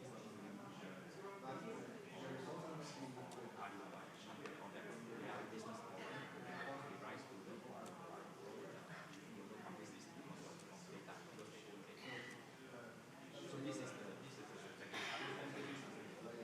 And the third part is actually how data governance in terms of the relationships between development. Following that development, also not to forget that ethics and the programs. So that is actually very important in the text regulation. I would like to I think thank you for the session mentioned about that we should just focus on development because that's precisely in fact in this session in this IGF some of the sessions will be led by UNESCO, OECD, EU, we all know that they have actually put in some governance related around the use of AI and data. Is that sufficient? Is that something that is also applicable in the global south in countries like China? General answer is no. Not just look at what GDPR is and then just only a copy of copy and paste. We still need to understand what is actually needed. But on the other hand, whether there's actually sufficient understanding, competency, capacity in terms of the data. So let me stop here. As I said, is the discussion. We look at these organizations, just on every guys of these things that we like to use more important communities in this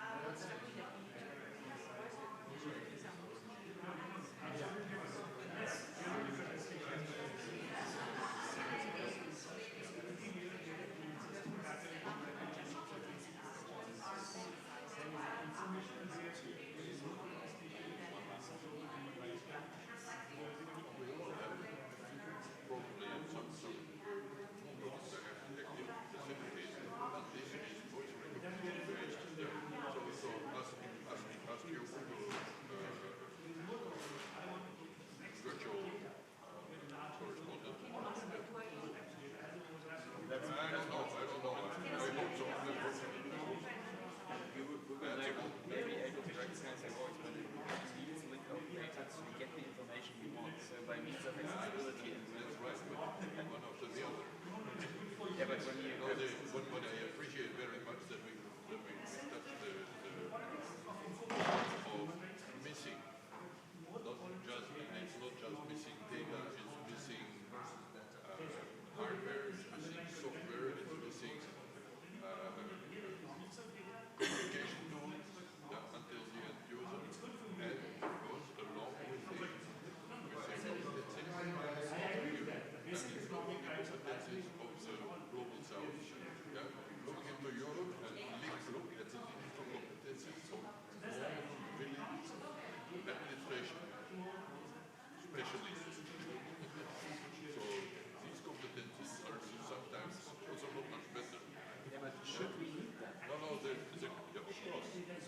we need this information for this society, and we need other information for other societies.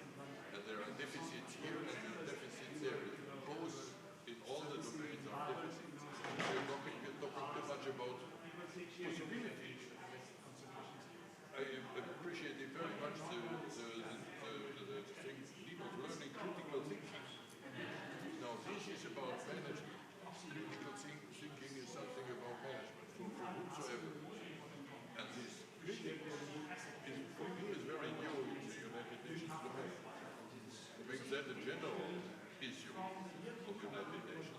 So that will be something of governance issue, not just a deficit. We are talking about deficits, but coming from this deficit to some governance issues, how to handle this problem. Well, there's two different angles of attack. I used to be a teacher, so I know a lot about deficits.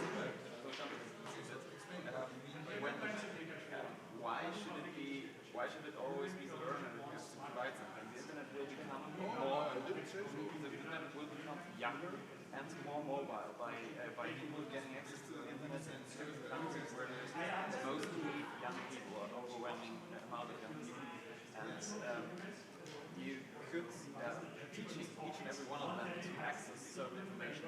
Maybe be possible, maybe impossible, but maybe very hard. Getting information easier, making information more accessible, providing link operators, providing new interfaces, like your voice recognition interfaces, actually takes a big lump of education you have to do to access information, to access knowledge, laws, official documents, and makes it really so much easier, and you don't need that much teaching already.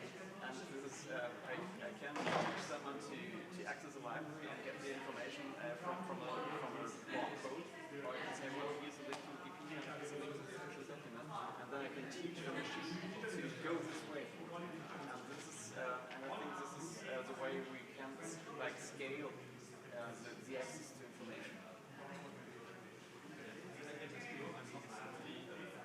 Different perspectives, because I understand there's a fundamental shortage of resources that has been therefore that is the issue about resources, about hardware. It will be that. Of course, this is the global device. There is this global device that we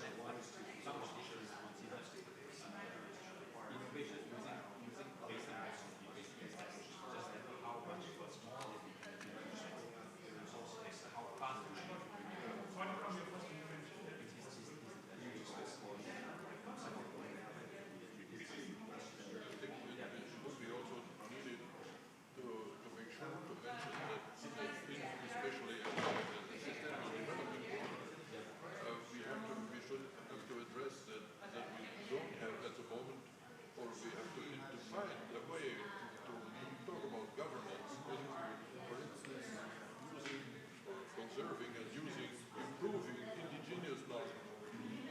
These things are something what we're not discussed here because those people haven't been on the table. But everyone knows what the problems, and we know also what deficits in sustainable development when you look into information about illegal mining places. There are so huge problems. Some in Europe, but of course mainly also in the global south. And that is handled together with corruption. So the question is how to bring corruption and sustainable development together. It's the consequence of international corruption, the consequence is it's a sustainable field. And we don't have access to that data, and if we don't address it, we want the private sector, and the private sector says, no, you don't get that information because our central is in whatsoever state, and it's just a branch who does that mining in Brazil, and the center is somewhere else. They have all the information they need, yeah, but they wouldn't give that away. That's fine.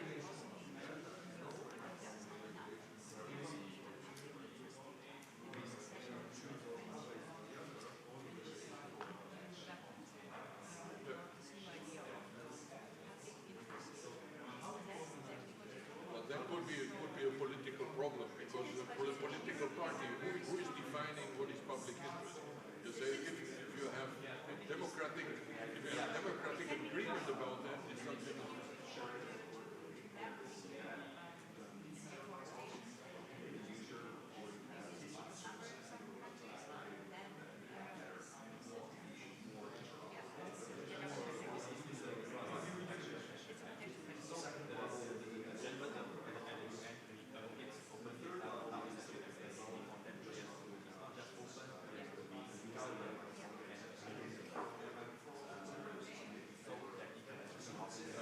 Don't forget the licenses behind that.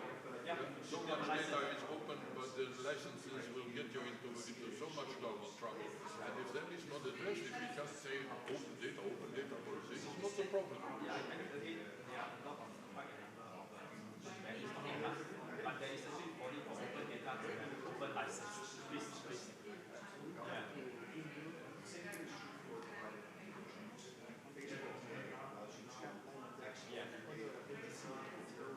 Yeah.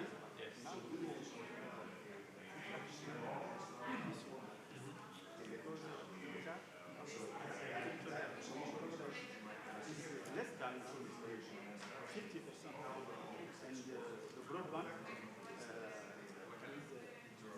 less than big city.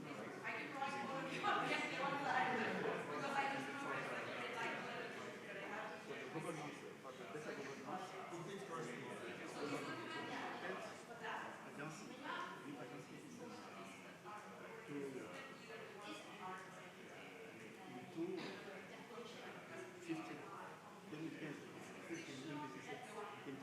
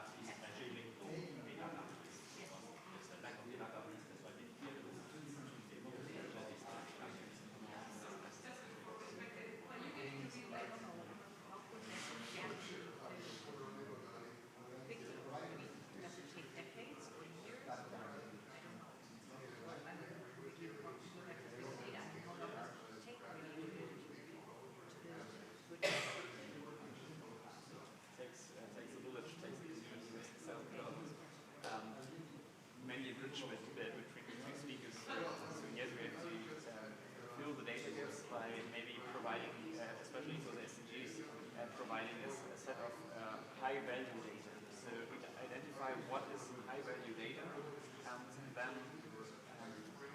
helping countries to develop access to this data, to really publish it in a way that is open, that is reusable under, for example, CC0 license, which can then be taken on by others. So providing high-value data sets, a definition of high-value data sets, and providing standards and standard licenses so that everyone can use this and link this, then we can probably fill this data.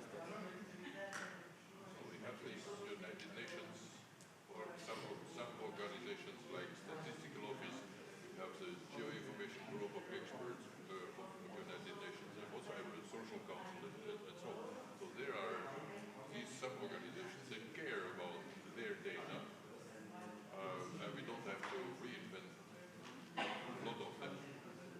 It's a question of really getting funds to research on other important gaps, deficit management. That in deficit management you will come up with priority costs, and what you talk about is high level, high importance, low importance. There will be something like we have to discuss it with others. So that is something you have to organize for, not just let it happen. I say, if you want to let it happen, then it takes years. If you organize, you can make a roadmap of intention at least. For the SDGs, there are some goals.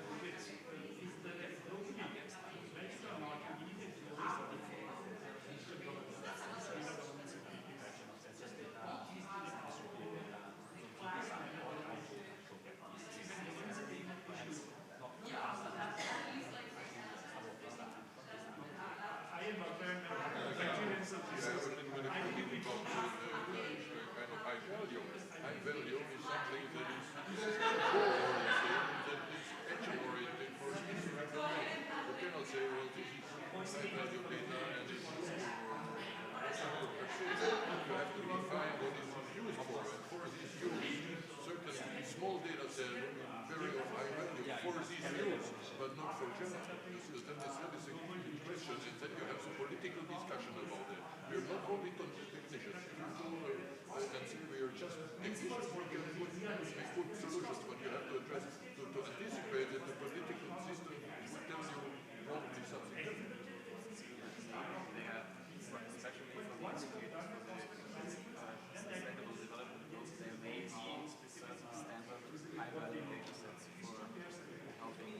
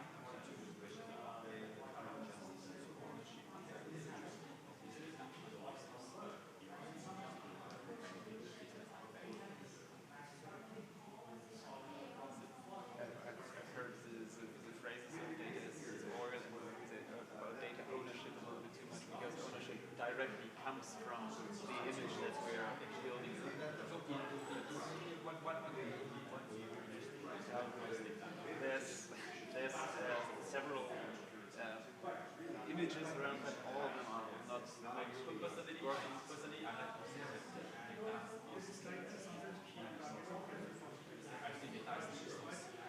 think still, yeah, but there are different kinds of resources. Actually, that's like oil resources that you can buy and sell, and that's really from an economical point. We're with Wikimedia, we're trying a different trends. We say there's groundwater, the groundwater. Yeah, so it should be accessible to everyone, so everyone should be able to access it. The government should provide it, should bring it out from the ground, and should have certain standards about it. But if you then decide to bottle it up and sell it, it's fine, as long as everyone has the basic product. So I still buy my coffee, but I'd like to have free tap water anyway. Yes. I think that I would understand why people use it. Like, very at the same level of understanding. Especially now, all the people, all of these people have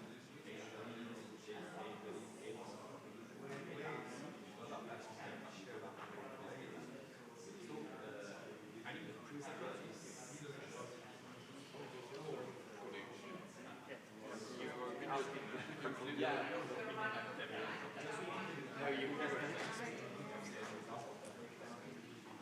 and anything you want, like, as I was asking, especially when you think about this study, since you stay until the last day, you can tell us what is perhaps very important to you, or what is missing. Yeah, no, I understood the question. So, from my point of view, I come from the World Economic Forum. We also had a session on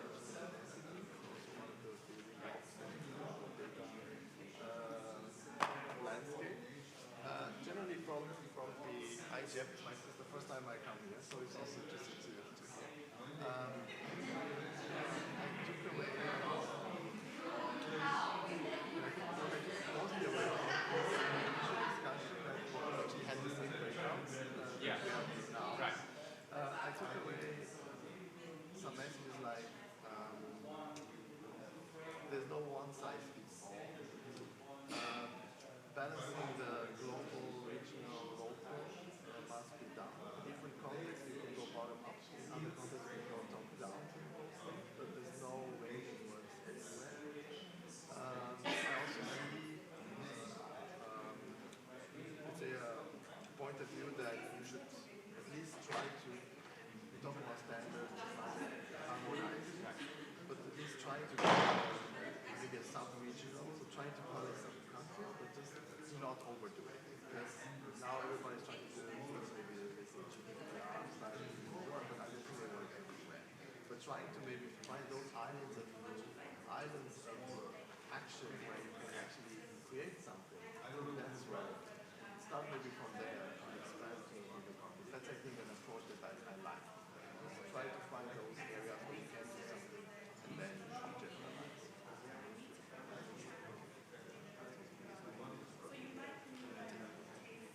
And what's missing generally, I'm not sure, I haven't always heard, let's say, always a clear list of next steps. What do we do now? Yeah, that is what governance, that is what I say. Right? Yeah. We make a lament of what is not working, yeah? But what is required here, what the conference is about governance. What should we do? Who should talk with whom about what? Who puts the thing forward is a management task. So the management task is not handled by a group of basic scientists, as good as they are. Yeah. It's not typically not everyone is talking about management, as we see in the conference. Nevertheless, that is exactly what is missing. Probably also from the Economic Forum, it's difficult to have this perspective formulated. Everyone knows about the lament, but knows about who is doing what at what time to make a strategy and a roadmap for handling all these problems. Yeah, I don't answer this question, but I can just say that what I mentioned earlier, what is not this for this discussion at least.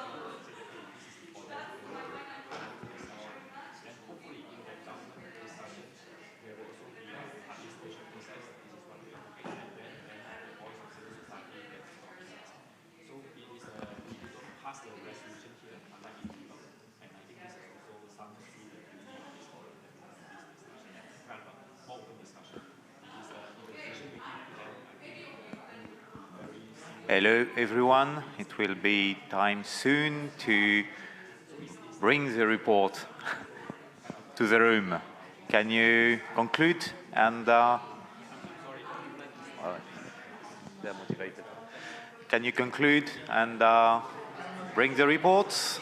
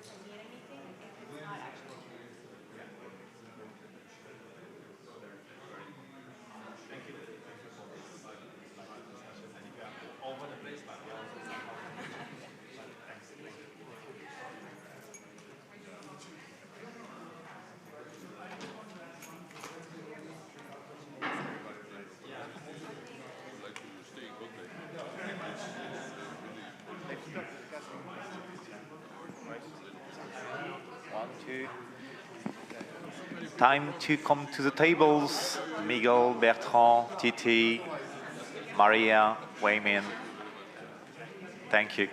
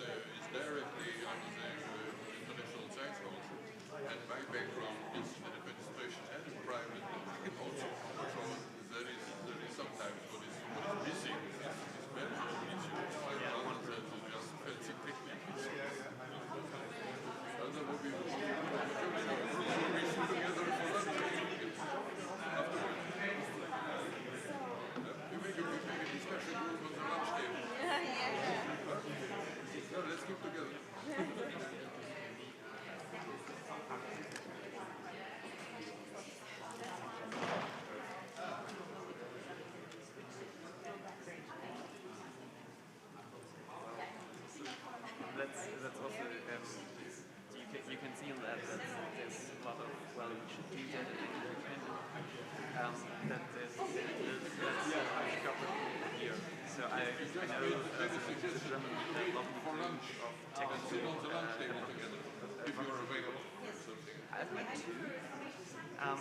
So it's mostly it's my study here, of course, but yeah.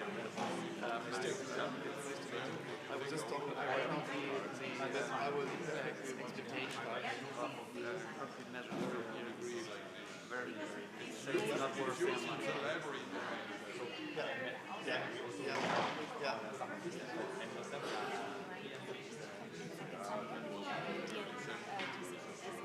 What company is that? Telco? Yeah, we have telco and tech clients. Oh, I'm coming from Brazil.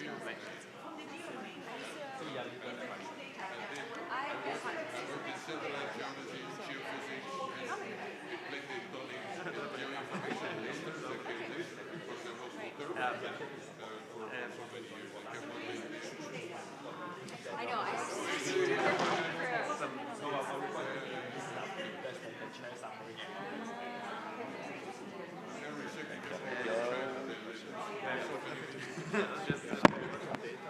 Just the basic, how to get around the tourism trade.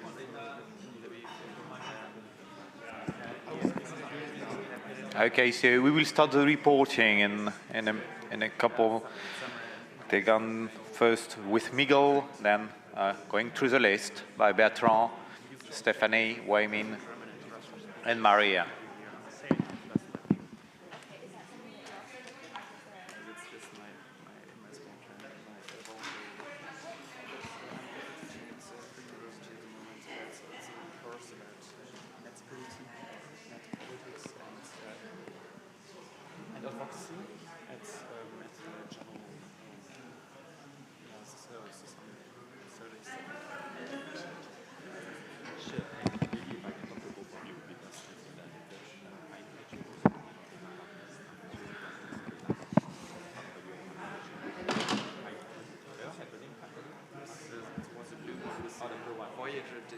So thank you everyone for the excellent work. We'll basically go through the list and have your reports. First on the list is Miguel Candia for the Cross-Border Data Group. Miguel, do you want to say a few words? Thank you very much. Thank you very much for giving me the floor, and good morning, everybody. Strictly wise, we didn't have a conversation because sadly there was no one in the group, so I had a very long conversation with myself. And then joined sovereignty issues. That was a very nice group to discuss.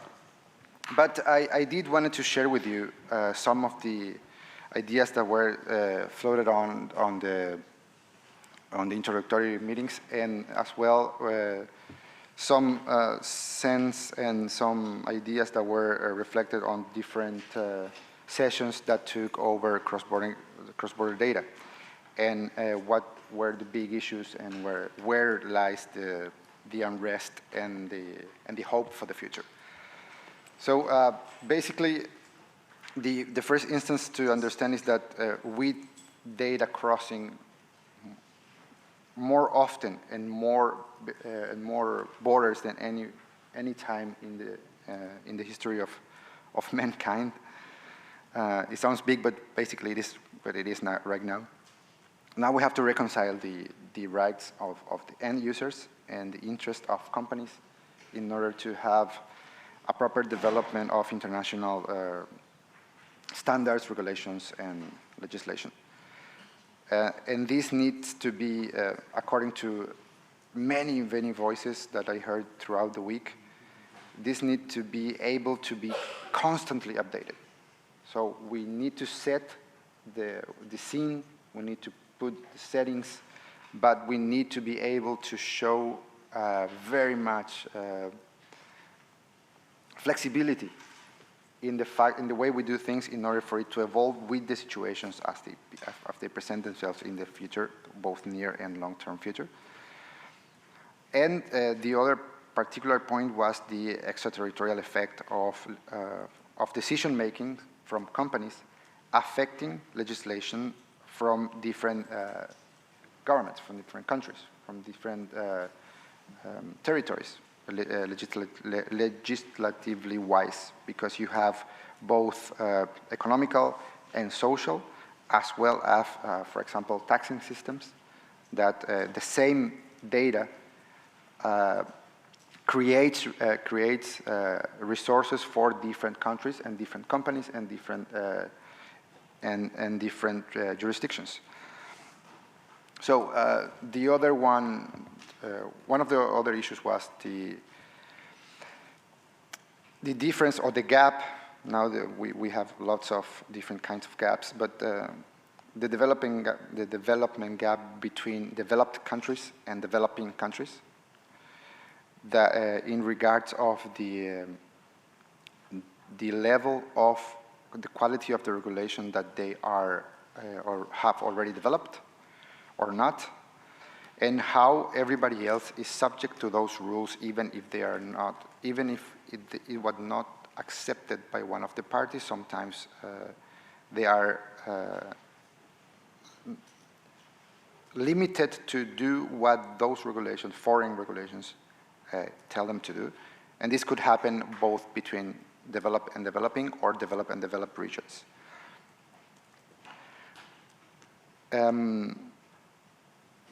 How to deal with this challenge, with these challenges and situations? We are in an UN setting, and this was mentioned several times. International cooperation is one option and the preferred one, not particularly in the sense of a convention of international regulations, more in the sense of international cooperation, both bi-regional, either between two regional groups, or country to country. And of course, taking into account the far bigger number of players, such as companies, civil society, the private sector, and the technical community itself, in order to show dedication and take to the debates and processes around the big issue of data governance and the narrower issue of how we treat data crossing borders. So this, as a conclusion, I just wanted to put this information through you and let you know that because it is intertwined with all the groups, and you will have to speak a bit about data, cross-border data, while talking about your own findings in your own groups, seems to be that data itself is in the heart of every discussion we have, and cross-border data is going to change the world in the way we see national states and the way we see international community. And we should make the most of it in order to achieve the 2030 agenda. Thank you very much, and thank you very much. Thank you, Miguel. I would like to give the floor to Bertrand de la Chapelle from the Internet and Jurisdiction Policy Network to report from the seditional and sovereignty issue. You have the floor, Bertrand. Thank you. There are a lot of topics that are related to those issues, and the approach that we chose, or that I suggested for the group, was basically to ask people what were the takeouts that they had from the sessions that they attended. And in some cases, so we didn't cover absolutely everything. There's no effort at being synthetic about all the dimensions of sovereignty and jurisdiction. It was more picking a few topics that popped up, even some that at first didn't seem to connect very closely to the issue of sovereignty or jurisdiction, and to actually understand why there was an underlying problem that was related to that. And so I will take four elements quickly. The first comment that was made connected to several sessions that introduced the importance of taking into account the layers of the internet when we talk about regulation, when we talk about sovereignty and jurisdictions. And the fact that there is a strong difference when we talk about the internet between the technical and logical infrastructure, which is still global and not really fracturing that much, and the applications and content layers that are much more subject to the diversity of national laws, etc. In each case, there are exceptions. because even at the infrastructure layer there was a very interesting argument, anecdotal element, but important, which is that in the case of Paraguay, for instance, which is a landlocked country, the desire to have sovereignty and a guarantee of access led the country to establish its own cables to make sure that it had connectivity. So there is an argument about sovereignty at the technical level, but the most of the debate is taking place at the higher level of content.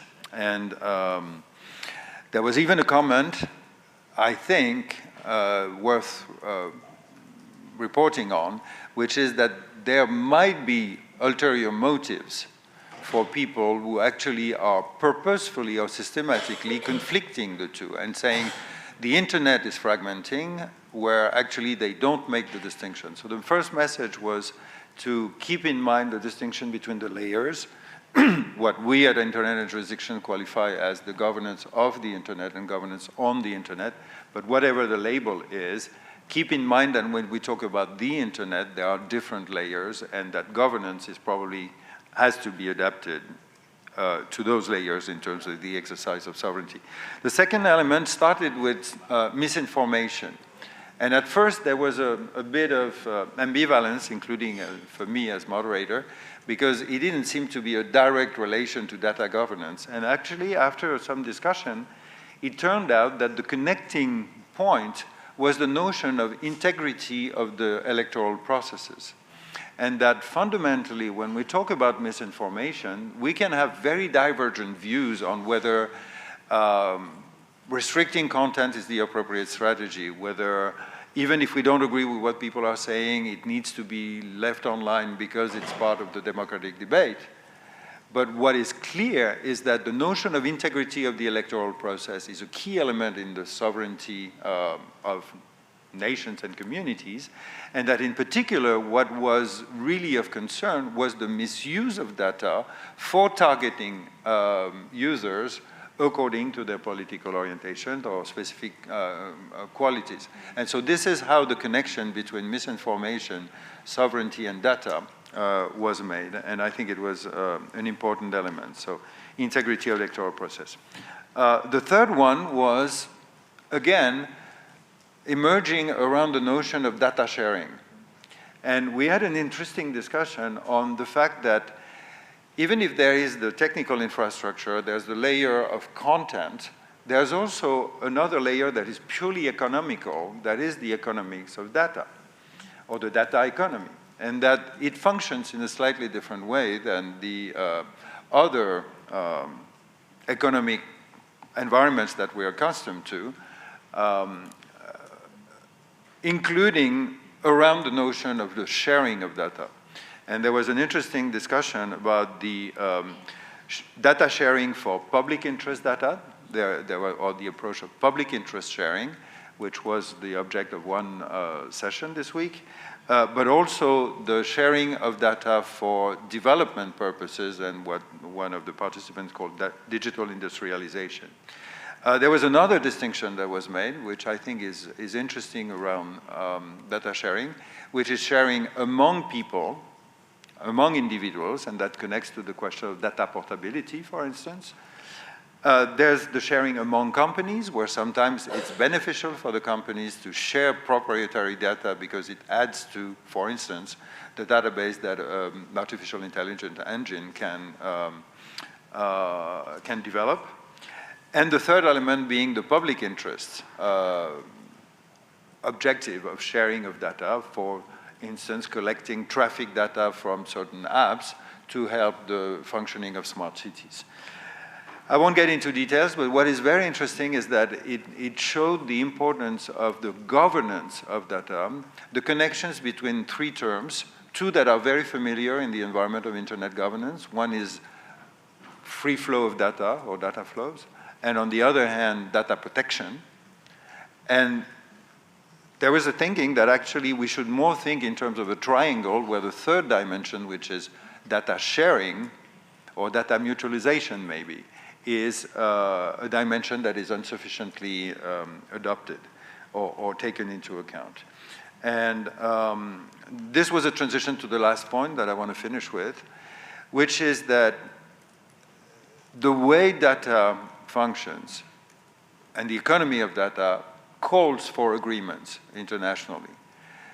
And it calls for specific shared responsibilities between the governments, the companies, and so on. And the last point that we discussed was there is at the moment too much debate, probably, on where those discussions should take place. Should it be only among governments, WTO or other international organizations? Should it be fully multi-stakeholder? Should it be among a few actors or everybody around the table from the onset?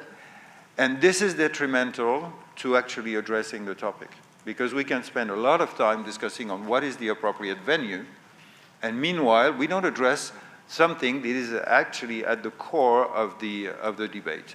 And this is a loop with the very first point I was making, because in governance of the internet, we have institutions.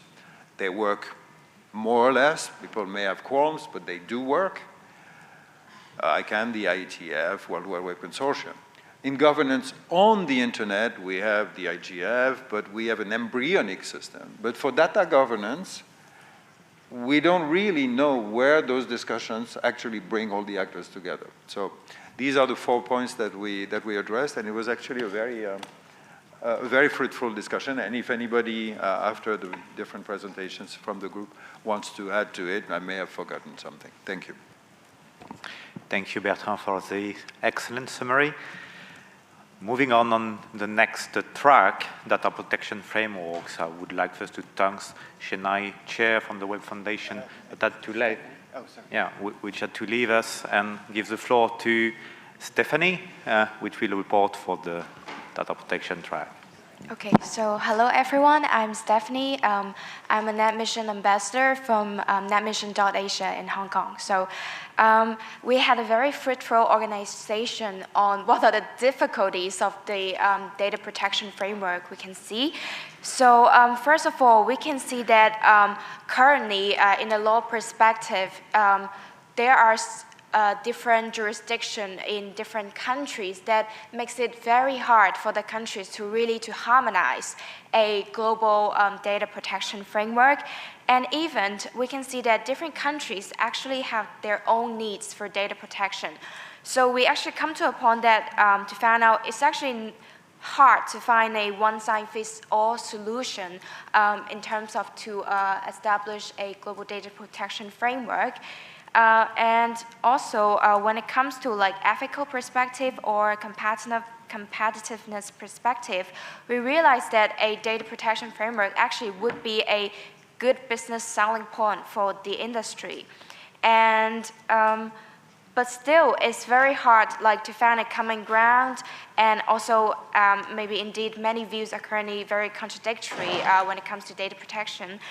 And there's also a difficulty in monitoring and evaluation, and how we still lack like a further protection for our open data and big data. So what can we do? So we actually raise an example from Kenya that they currently collaborate with the the Council of Europe, that they actually had a very localized data protection framework. What we can see from this example is that we can have a bottom-up approach to establish this data protection framework, and meanwhile, it could actually motivate more part of the civil society to participate.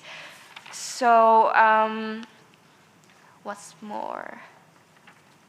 Yes, so we actually also touch on many other issues like data deletion and data sharing. So we eventually had an interesting idea. So we're saying like, what if we have a data literacy license, like our driver license, that to ensure everybody has the literacy to use data and to use the internet properly.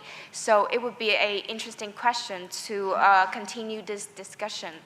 Yes. Thank you, Stephanie.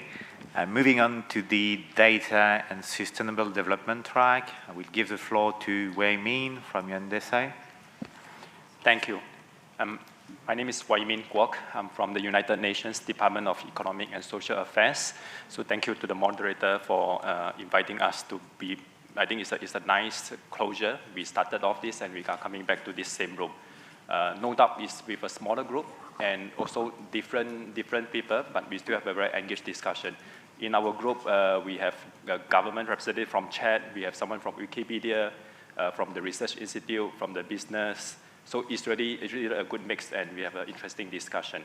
While looking at data governance through the lens of the sustainable development, we actually look at more like the one thing that is actually very clear is actually missing data of the Global South. So that came up in a few of discussions, and that also, I think, is also echoed some other discussion that happened this week. So for that actually relate to issues on digital identity, the data gaps, and what we all need to do in terms of either we identify to look at either we call it high priority data or high value data. When in some instances, when there is actually as much as 90% of the data is missing, there's a need to look at the priority in terms of making the best use of the resources. I will highlight then next maybe perhaps 3 points on what the group felt that there was some but not sufficient discussion during this IGF, and that could perhaps be considered for the following IGF by the host countries, like in Poland next year. So the first of which is data literacy. As we talk about data governance, there seems to be under-appreciation of the importance of data literacy. That could mean how to read and write as a basic element, how to consume data, how to produce data, how to assess data. And the data is also of different types. In the introductory, I recall also from one government to say that in a lot of developing countries, there's still a lot of analog data. But today's discussion, there's also a point that we have so much of digital data, perhaps how do we look at converting the digital data to analog so that it be consumed by farmers, by communities that actually lack the literacy. Another point that perhaps missing about the data governance discussion is on the implementation. As we discussed about the different data governance model, we talk about policies, talk about standards, protocols, need for open data, need for open license for open data. So all these are all good, but as specific implementation and monitoring the implementation, looking at the output, outcome, impact, all these are actually important parts. And we do know implementation, like we are all making reference to GDPR, but even for GDPR, there are many challenges in implementation or in interpretation of the possible implementation measures. The last gap that the group also discussed is about, there is also the linkage of data governance to the multidisciplinary approach, including research. We heard a lot about science policy interface, but there seems to be a need to look at the data policy interface. There's actually this question about what is actually needed for research institutes and other academia, civil society to look at meeting all the challenges and the gap. Thank you. Thank you, Wai Min. So we have 2 tracks left, human rights and internet ethics, and governance and ethics of AI and algorithms. So due to merging of the 2 tracks, well, I'll give the floor to Maria for summarizing the discussions. Thank you.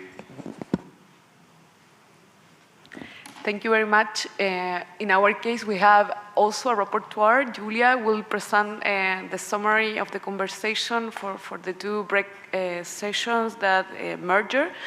But basically, we feel that there is still a lot of energy and engagement of the participant that can be provided for the future conversation and the future version of the IGF. So I'm very glad to report in general sense that there is a lot of space for continuous this collaboration, and I will invite also as a final remark to all the other groups and participants in the other groups to do the same, like not abandon this conversation when they leave this room, but rather the other way around, to find ways to keep engaged, either through the BPF work that it's intersectional around the year, using the resources of the report that will be available in the website of the IGF, and also many of the gaps that were identified here in the conversation in terms of the question or the topics that were not addressed this year are very good suggestions for proposing workshops and other kind of session for next year version. So I invite you all, not only from my group, but all the groups that have been participating in this conversation today, to keep that energy and to kind of channel in this continued participation in the IGF. So Julia will give us the report. Thank you. So luckily, our themes were rather similar between the two groups, so we decided to merge. So the main topic that we discussed today was what possible frameworks could guide AI governance and how technical or regulatory approaches can contribute going forwards. So we were really summing up the last week and talking about what's happened, and there were kind of three main themes that emerged, as Maria mentioned. Firstly, AI ethics frameworks. Currently, there's an incredible plurality and diversity of frameworks around the world, and it's kind of difficult to understand what's common between them. So we had a discussion of how we can pull these together and see what are the emerging topics that are common denominators between them all. So topics such as do no harm came out, but we think there might be others that could also be agreed upon. We also discussed how we can understand each nation's view and tools and strategies for going about that. Some people discussed, is there a way to ask different nations specifically, where others pointed to a need for investigating the policies and strategies, as many countries now have their own AI strategies in place. We also discussed how this is a challenge, as even agreeing on a definition for AI is incredibly challenging. Currently, many groups are using a fluid or growing definition, as they do not want to allow this to become a barrier to having discussion about policy at all.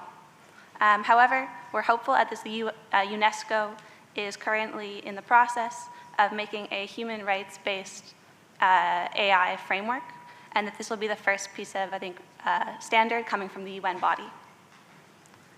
The second topic, in terms of regulation, we had a discussion about how some people believe that an AI framework is toothless, and regulation is needed in a lot of countries, where as AI has a tendency to take things that have been in the past and move them into the future. So this means that specific countries should be able to regulate where they want and do not want AI to be used. However, other members mentioned how this is important to see who is setting policy and to have a real-world view in terms of cultural context and people's trust in their governments. And lastly, in terms of topics for next year, members hope to see more and more discussion of the morals of AI, how far we want to take AI in terms of protecting what makes us human, and AI as a supporting role. And lastly, a further discussion of AI's role in job displacement and e-governance. Thank you. Thank you, Julia. Thank you, Maria. I would like now to open the floor for comments, remarks, and for the discussion. We have like 5 minutes, and then Ben will set the next steps and enlighten us on this. Thank you. You have the floor. Thank you very much. My name is Horst Kremers, Codeta, Germany. What I suggest to give the whole procedure a little bit more management-oriented structure, like getting opening the structures of information, of governance. The term of governance means that actors discuss strategy and initiate groups to work on these policies, procedures, processes, controls, and implementations to manage information together with not only the current techniques and methods, but those techniques and methods needed, and risks and operational requirements. These are substructures of governance rather than solutions. So that is what I suggest to do, to make clear what we understand on governance. And then we see what kind of discussion groups are missing. When I see the problem of really coming up with a governance procedure, then one of my suggestions would be either have topic-oriented governance, subtopics-oriented, not thematic topics, but governance-oriented substructures in IGF regional conferences, and come away from ad hoc communities as they gather here to see the benefit of top-down structures of professional societies. Like one of these structures will be the International Council of Science, with not only the Science Council, but its members, down to the national organizations that come up with that substructures. Not only ask the top people, but ask those people and address them, make them aware this is really important and we need their opinion. That would be a broader thing, and also officially ask the research foundations, not only offer to come here, but ask the research foundations and technical organizations to really make a position statement rather than if they are not able to take place here. So I think I will leave it like that. There are some other things that I say cross-border semantic mapping would be necessary, something of the practical thing. What I didn't see discussed is self-destroying data, where some kind of finishing line or kind of restrictions of data that we what to do and what not to do with that data. Not just put it on the table, but also to say what not to do. We don't have implementation means of these. Everyone needs it. Something like that, these discussions. Thank you. Thank you. On the left, you have the floor. Okay, yeah, sorry, I'm Parminder from IIT for Change. And what I saw this year was that there has been shift, and Bertrand spoke about it, that in earlier years around data, a lot of talk about free flow of data and data protection was already there, but this time, first time, data sharing, and that brings to the table the economic aspects of data was brought up. And that also brings not only personal data, we are obsessed with the personal data, which is very important, but AI engines largely work on relations between data and non-personal data, and AI is the one big value created, and how it will be distributed among nations. The geopolitics of data has a big economic aspect to it, and non-personal data aspect to it. And this started coming, and I hope in the next IGF, having spoken this time, that sharing of data is necessary. We'll also start talking about how would sharing of data actually take place, and what are the institutions of sharing of data. It's not something in the ethereal space that sharing will take place. There's a full-fledged institutional development which has to take place around sharing of data, and how would that take place? And that's particularly very important for developing countries and laggards in digital industrialization. Thank you. Thank you. Last comment from Bertrand, and then I'll give the floor to Ben for concluding. Thank you. I just wanted to share that I'm extremely happy about this format. I was honestly cautious initially, although I've always advocated for tracks in Internet Governance Forum. This is the first time that there is this sort of bookending of sessions. The short discussion format was really, really substantive. The notion that people have an opportunity to piggyback and reflect on what they have experienced in the different meetings is really great, and I strongly encourage that this is be reconducted in the future IGFs, because it's really a good exercise, and as a moderator, I really, really enjoyed it. The second thing is, as I mentioned at the end, one of the main benefits of the IGF is that we set aside where the discussion should take place to focus on the substance.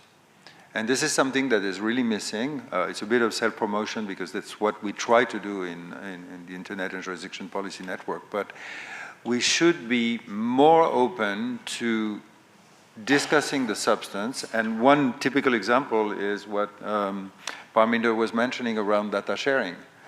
Yes, this is something that I personally take out of this IGF, is that there were a session that I could not attend because of a conflict, but we discussed it a little bit here.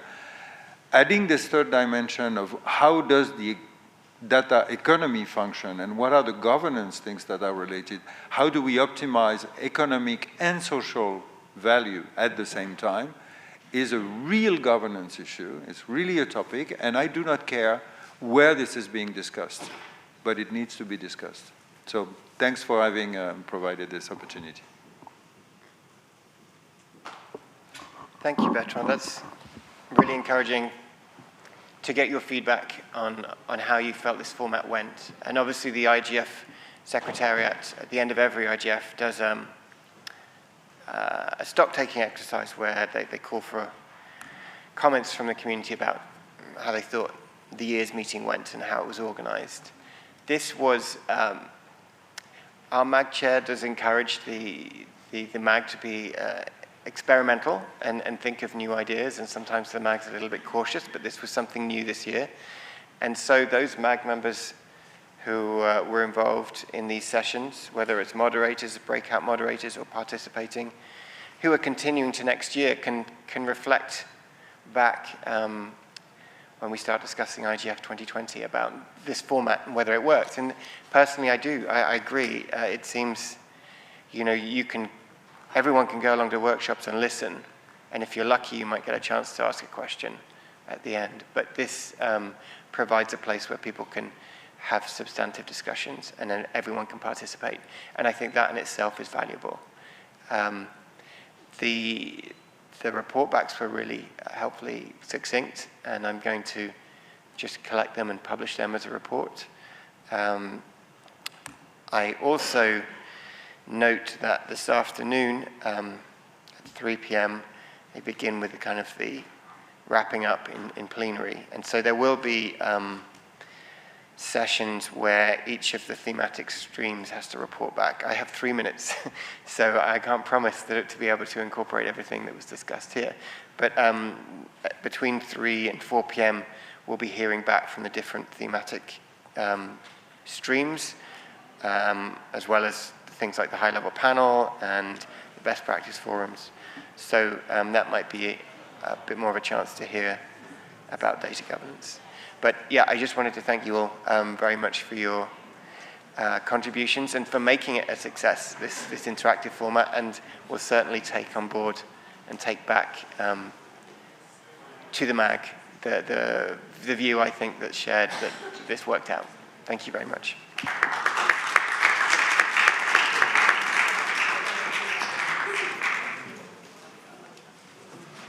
And apparently there's another session, so we might need to vacate the room.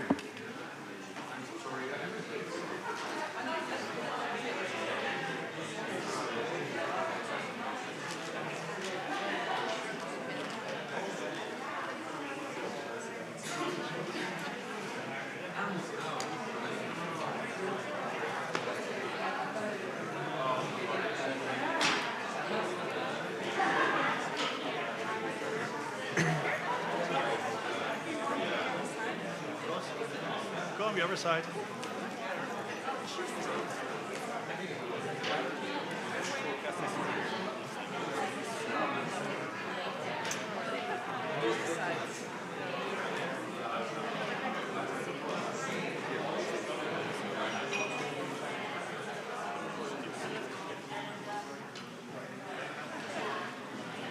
What time do you fight? No. Oh, well. You gotta be. You'll have to go through.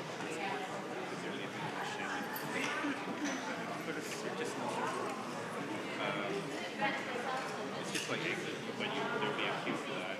You're checking that. I don't know. I'm paranoid about airport. Mind you, at the end of the day, it's like all across the channel. You know, it's like a. But it would really mess it up because I'm trying to get to Cambridge and then I have like a day there. Oh, okay. Yeah. Okay. So to be on that, I would aim to be there for like 6, and I'm pretty sure the next time was 2. Or you could get an Uber for 6. For that. Excuse me, is that yours? No worries. Just this one. Okay.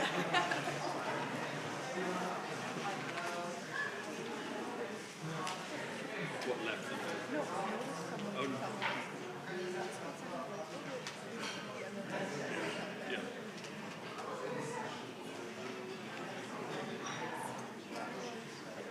Hello? Okay. Oh, God, that's terrifying. Wow. Terrifying. You come up here, Javier. Come here, come up. Hold on, which way are we going? Am I going the right way? Oh, good. It's 2 trains though, right? Okay. Okay, what time is it? Oh, we better start. It's late. Okay. Yeah, good. Yeah. We're not in. Yeah, we're not on vacation here. Or you can just get the drink. Okay. Hello. Hey everyone, welcome to our Friday lunchtime session. Thanks for being here. We have a great group of organizations. We're going to also, just so you know, we're going to open this session up quite quickly to the audience because we'd love to know who's in the room and what you're working on and why you're here. I'm Susie Gilbert from London. I'm part of the Free Ola Bini campaign. Ola is a Swedish privacy advocate who's under persecution by the state of Ecuador. The format of the session will be, we'll go around and do some introductions of our speakers. Then they're going to talk about a big statement that we have around digital rights defenders. And then we're going to open it up to you for your thoughts and for you to share some cases, and then we'll continue. So would Access Now like to go first?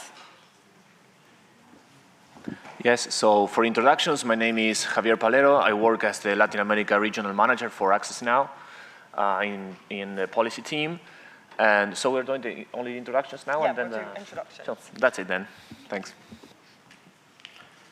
Hi everyone, my name is Gaspar Pisanu. I work at the public policy team for Latin America at Access Now.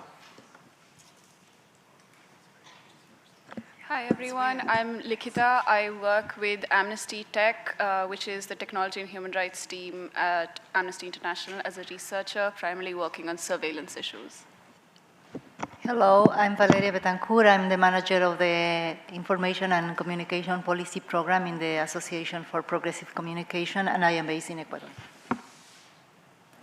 Hello, I'm Beatriz Busaniche. I'm from Argentina. I'm a president of Fundación Vía Libre, and an NGO working in the intersection of fundamental rights and ICTs. Hello, everybody. My name is Jamila Venturini. I'm a regional coordinator at NGO Derechos Digitales, and I'm based in São Paulo, Brazil. Hi, I'm Vladimir Garay. I'm the Advocacy and Communications Director at Derechos Digitales. I work with Jamila. And yeah, I'm from Chile. Hello, everyone. I'm Rafael Alcântara. I'm from Article 19, Brazil and South America. We are based in São Paulo. And hello, I'm Naomi Colvin. I work for Blueprint for Free Speech in London. Thank you. So I think that's everyone. So now we're going to go to Access Now, who are going to tell us about a big group sign-on statement. And we'd love to know if there are any organizations in the House who would potentially like to join the sign-on statement, or if there are any cases you know that you think we should be adding to this statement that we've been drafting amongst all these great groups. So Gaspar, would you like to tell us a bit about what we've been working on? Sure. So this idea came like a month ago when we started seeing this trend around the world about the persecution on digital security researchers, mainly based on 2 cases. The first one is the case of Ola Bini in Ecuador, and another one that we've been working very closely, that is a case in Argentina about a security researcher called Javier Smaldone. And then we started realizing that this is like a very big issue in a global level. So we thought that this year IGF would be a great opportunity to come up with a statement, not just for these cases, but for future cases, to have all settle a position on what we think is important, why we think it's important to protect their work. So we work on this general statement. As I said, this is not aimed at just one digital researchers, but for all the work that they are doing and how important is to protect them because of the work they do and how useful it is for the human rights defense. Regarding this is that we decided alongside with Amnesty to use the term digital rights defenders. I think that is a very already settled term for referring to them. And what we are basically asking for is to recognize first the work that they do, to ask for protection, to recognize that it's a way of freedom of a way to express their freedom of expression, and at the same time ask for these current processes that are currently happening. I'm basically rejecting all persecution against digital researchers, asking for the protection and promotion, of course, of their work for human rights and the public interests. We demand, this is basically the statement that we are going to present to you all after this, the recognition of their work at a legal, social, and political level. We should also recognize them as human rights defenders when they work is for the defense of fundamental rights in a way that is useful for public interest. We also insist on that they must be protected to ensure the safe, transparent, and democratic and secure development of the internet and digital technologies across the world, that they should be allowed to do this work without subjecting them to judicial harassment or any form of physical harm by the state where they contribute with their work to the protection of fundamental rights to the people. So what we think is very important now for us to know is which other cases that some of the people here are working on. We want this to be like a basic statement so we can then move forward on concrete actions on each of those people being submitted on with these issues. Then I think we are going to talk a little bit more about what is being done with the Ola Bini case and with Javier Smaldone. There are also actions that some of our organizations are currently working on and that we would really like to get your support. Thank you. Can I quickly ask the audience, can you raise your hand if you've heard of the two cases that Gaspar mentioned, the case of Ola Bini and Javier Smaldone in Argentina? Okay, so a decent amount of people have heard. Would anyone from the panel like to add anything to what Gaspar was saying about the statement? I don't know if Amnesty or APC or anyone else would like to add anything about why you got involved in this?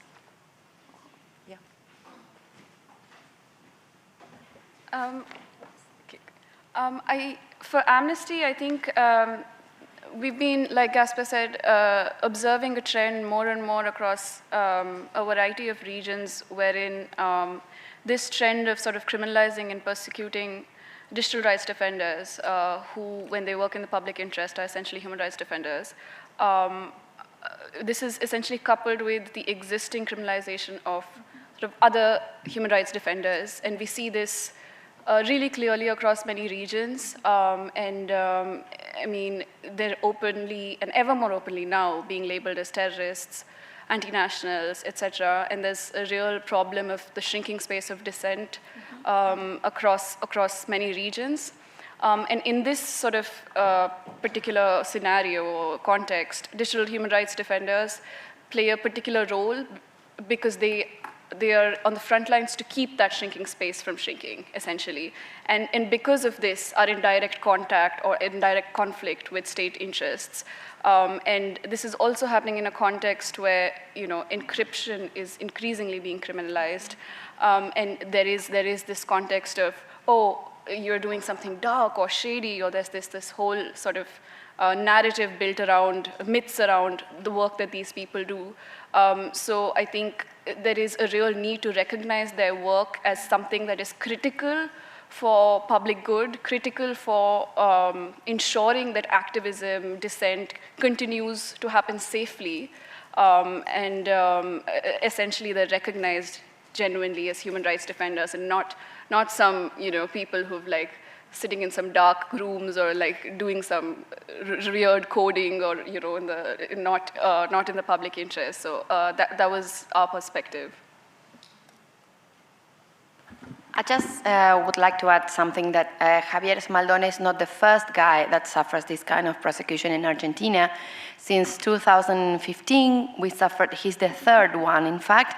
So I want to mention Joaquín Sorianello and Iván Barrera Oro as well, because they were prosecuted by different reasons, but they all are part of the team of people working against electronic voting in Argentina. That's a common thing they have. There is a team of security researchers working on electronic voting, against electronic voting in Argentina, and it sounds like a strange thing that 3 of them were raided and prosecuted. So I would like to mention that Javier's case is a really serious one. We are very worried about his situation and his family's situation as well, because this is not something that happens to one person, it happens to a family. And Javier has a daughter and a son, and they were also surveilled. They were also followed by the police. And so his family is also involved in all these things. But I want to mention that the common issue they have is that they are fighting against electronic voting. And we know that when a government wants to implement this kind of technologies, which are basically unsecure, not trustworthy for democracy, the hackers community is very active in trying to raise attention on the problems of these technologies. And that's why some governments, especially Mauricio Macri's government in Argentina, are very hard on prosecuting these kind of researchers. Yeah, in the case of APC, I think it is very important for us not to see these cases in isolation, but as our colleague here was saying, as part of a global trend, and also as with a common denominator in various countries that using legal gaps in order to persecute experts whose work is quite essential, not only for preserving privacy and security, but also for exercising other type of rights in the online environment. So that for us is very important. And for civil society organizations to also be conscious that we need to provide coordinated responses to this trend. So this, for us, is important to expand and to strengthen international solidarity in order to be able to provide not only, advocacy responses, but also responses that might go in the line of reinforcing the use of specific tools, but also in order to operate at different levels to ensure that due process is followed in these cases, and that at the end of the day, persecution and prosecution stops. Sorry, yes. To add to what Valeria just said, I'm thinking about the characteristics that make these kind of cases a commonplace in several parts of the world. I was just thinking about the common element of the shrinking of the public space and the way in which governments are getting less and less transparent, especially not only in the countries that have, let's say, a weaker institutionality or whatever euphemism we can say for some countries. Even now in countries that used to be beacons of freedom and the safeguard of human rights, we are seeing challenge to that kind of openness, to that kind of ability for individuals to go against the state and to express dissent. So you mentioned one common element, which is gaps in legislation, but not only the gaps in legislation, but also the pushing of very specific kinds of legislation that are harmful in themselves. For instance, we just mentioned the trend to weaken encryption.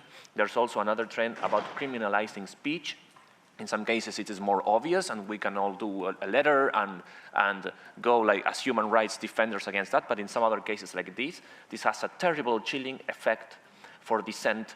For instance, in the Twitter sphere of Argentina, when we knew that this very vocal activist, is a very vocal activist on Twitter, started being raided and so on, there's a lot of people who felt really scared about what could happen to them. In this context, okay? The other thing about legislation that is really worrying is the advancement of certain things like cybercrime conventions, cybercrime legislation, and even copyright legislation that makes it illegal to try to find out more about how technology works, about how it affects the rights and the liberties of people. So there's also another element together with legislation, sorry, I want to make it quick, which is transparency, which is we have even less transparency in the way in which the government works, in which the police works, in the way the judiciary sometimes works. And the other thing is accountability. The case of Javier Esmaldone is very telling in the sense that there was a judge involved in this, that when the police started creating this investigation that has absolutely no ground, one of the things that they used as a clue, it's all clues, there's no evidence, by the way, to get this guy raided and prosecuted. One of the things that was mentioned as a clue was that this guy was able to program in the same language that was used to create a malware, okay? Things like that, or for instance, that this guy hates the police because of the things that he tweets. These things are the clues that a judge, a federal judge in Argentina, rubber-stamped to say, okay, it's okay to go and raid this person. So the accountability to the judiciary is key in this element. Ignorance to this level, let's say this is ignorance and not malice, for instance, it is unforgivable. These kind of things are really touching into the future of what the public space means, and the ability to be able to use technology to basic participation is elemental for the future of democracy. Thank you. So we'd like to open it up to the audience. We'd love to hear your feedback on this coordinated statement, and also if you're working on any cases or know of any interesting cases you'd like to share, or if you're from any organizations, or any comments you'd like to make, don't be shy. Oh yeah, go ahead. I'm sorry I arrived a bit late, yeah. I'm Carolina Botero from Fundación Carisma. I will follow up on what Javier was saying. We've been facing exactly the same problem. Many of the people in Colombia that wants to look into the different systems find a lot of barriers, of problems, and even when they do something, there's always threats of suing them for copyright or for criminal offenses. Therefore, we've been trying to work with the government on that and did a small exercise project during 3 years now, being very careful on the limits of the law, but finding problems on the systems of the states and reporting to them, working with the Ministry of ICT to show them all the problems we would have whenever we did this, and the threats and things like that. We were very successful, well, unfortunately, in one opportunity, and found a big hole that would affect lots of people from the victims of the conflict in Colombia with very sensitive information, something that we cannot even tell because we had to sign not to tell and everything, but it showed that it was successful. Therefore, during the last discussions of the cybersecurity national policy, we presented a report showing the different frameworks that already exist in some countries to facilitate the work of the researchers to report vulnerabilities and leaks of information. The government has accepted it and has included as a task inside the National Digital Security Program, and we will be helping to develop these. I don't know how, I don't think we will get all what we want, but certainly educating the government that this is important, that this can be done, it's a good thing. Again, probably won't be enough, but probably when a case like the ones that we've been discussing up here, we will have more people in decision power places that at least knows a little bit about it and will not react in the way we've seen the authorities in the cases in Ecuador and Argentina. Thank you.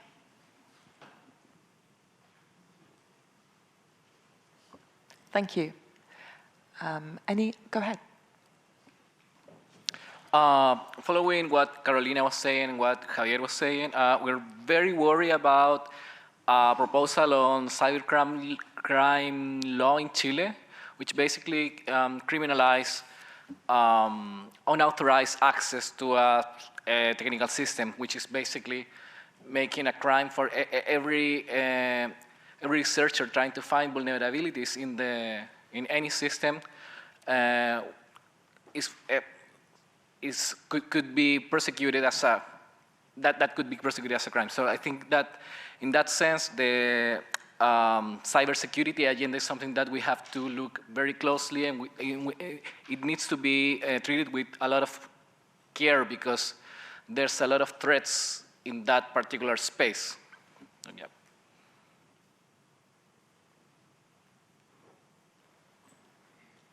Thank you. Would anyone from the audience like to share any feedback, any cases you're involved with or organizations? Come on. No? Yeah, I just wanted to add something that it's been said. Like, I want to emphasize some of the points that we are seeing like trendy, and this is one of the most worrisome, the idea of creating these laws that criminalize directly. It's not just that sometimes it's not complying with law, like some rights, some inherent human rights like due process, but also creating these laws to criminalize them. And also to understand something that Javi says, that it's very important not just to protect them, but this is also a way to protecting us, because they are a very important source for our knowledge and for the public in general on how to, if there is some sort of privacy issue, let's say, you know, if you can, it allows you to take measures to reduce any sort of impact on those problems. So this is not just for them, this is for the whole community. It's very important what they do. And also something that we were saying is that we know that sometimes not everyone is aware of the cases that are happening around the world. I think that for what I can see in Latin America, this is a very important issue right now. But we already know that this is also a very important issue in Asia. And I think that something that it would be very useful for us is also to know what do you expect from this, how would you like to engage with this, and how we can move forward through having like a coordinated action when these kind of things happen. Yeah, Raman.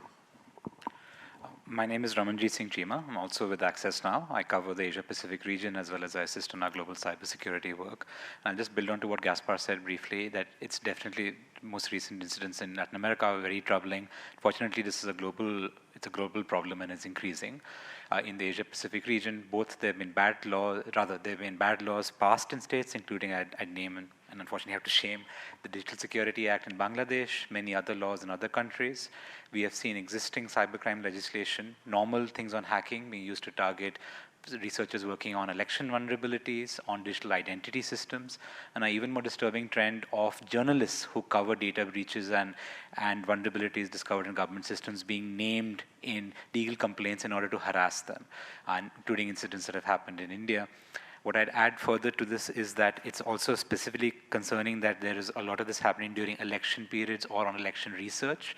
We need to ensure that election systems are absolutely secure, but also that they have full confidence and trust. It is critical for the functioning of democracies, and prosecution of researchers during this time is even more harmful.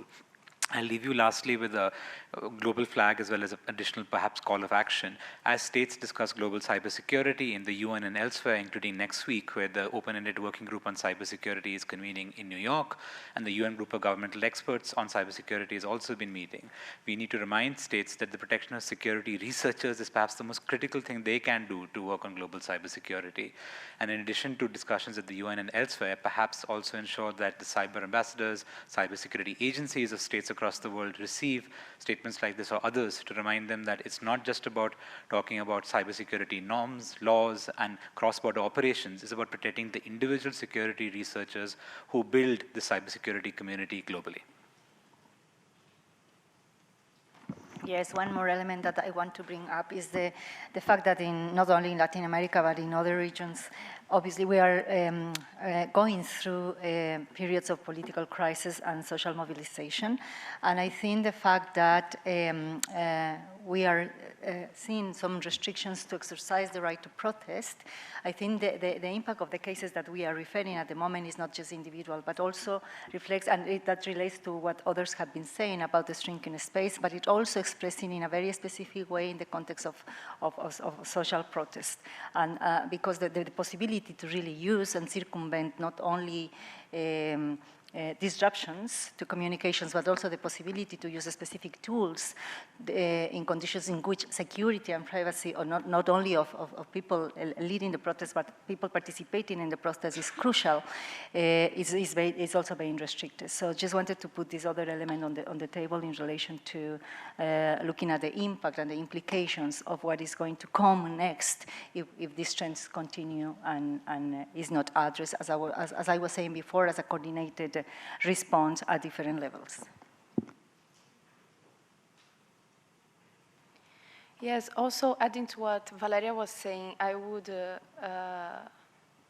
suggest that we also think about these public interest narratives in the work that they are doing, and how important it is for democratic societies and all the human rights implications of discriminalization. I'm thinking about a case we have in Brazil, for instance, that we have, I guess there are 4 people imprisoned right now because of the leaks regarding the Intercept leaks. I don't know how many of you are aware, but they involve like very high-level judiciary actors in Brazil, and they found this kind of gang, let's say. They are not activists as we are talking about. They're just like common, small criminals type of people. But I guess there is something that is very important, is how do we build this narrative around balancing the rights to privacy and access to information, and how can we come back to some human rights standards on this? And I'm talking about privacy and access to information because I believe that the sharing of that information, regardless of how he could access it, is of a lot of public interest. And I think some human rights considerations should be included also in these narratives and these particular cases. In Brazilian case, we have like some cybercrime typifications, and we also have the electronic voting system for a long time right now. So the use of this has been systematic in time, and it's not always easy to find like some activists or leaders, but I guess expanding the discussion to these areas would also be very useful. That's it.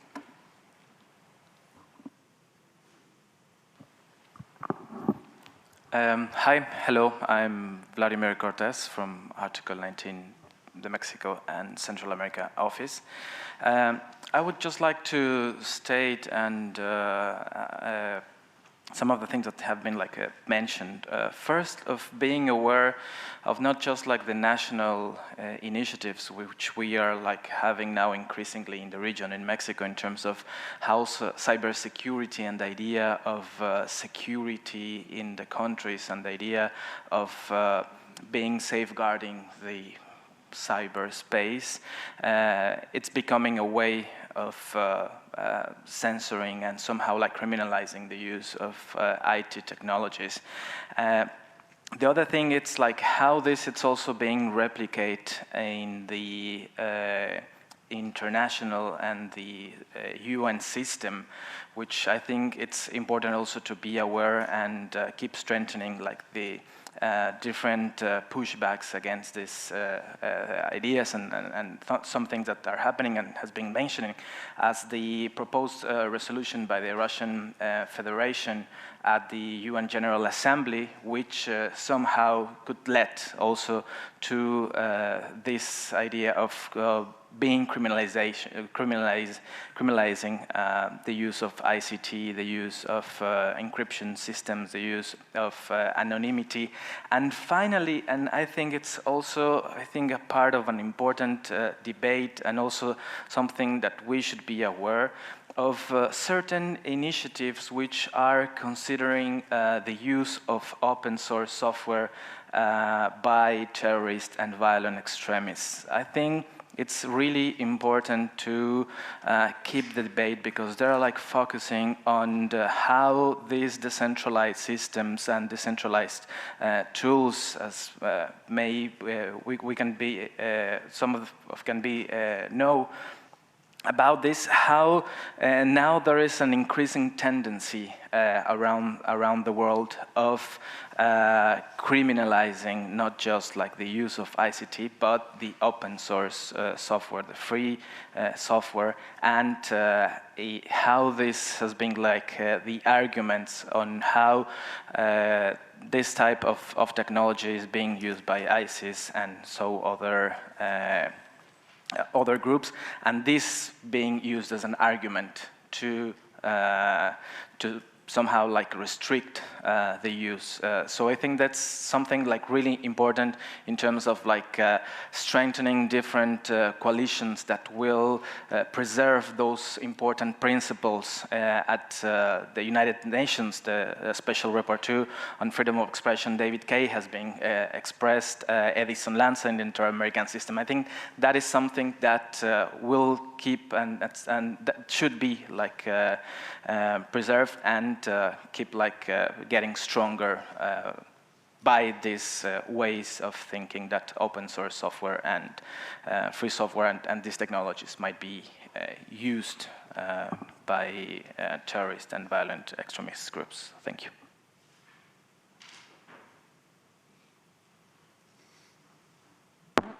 Hi, I'm Pilar Sáenz. I work for Charisma Foundation with Carolina. And I want to add something what Vladimir is saying now, because we found that in most of the political approach of cybersecurity, usually hacktivists is like a trick. It's something that is wrong. It's something that is mal. There is a it's bad, is something criminal. And I think that most of us who work with technology are not criminal, are not thinking about how to damage a system. It's just to fix it.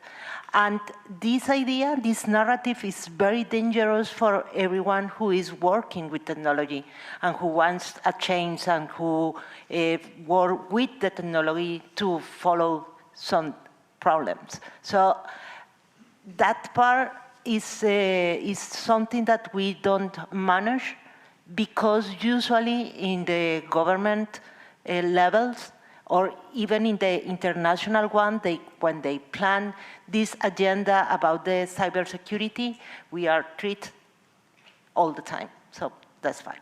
That's not good for us.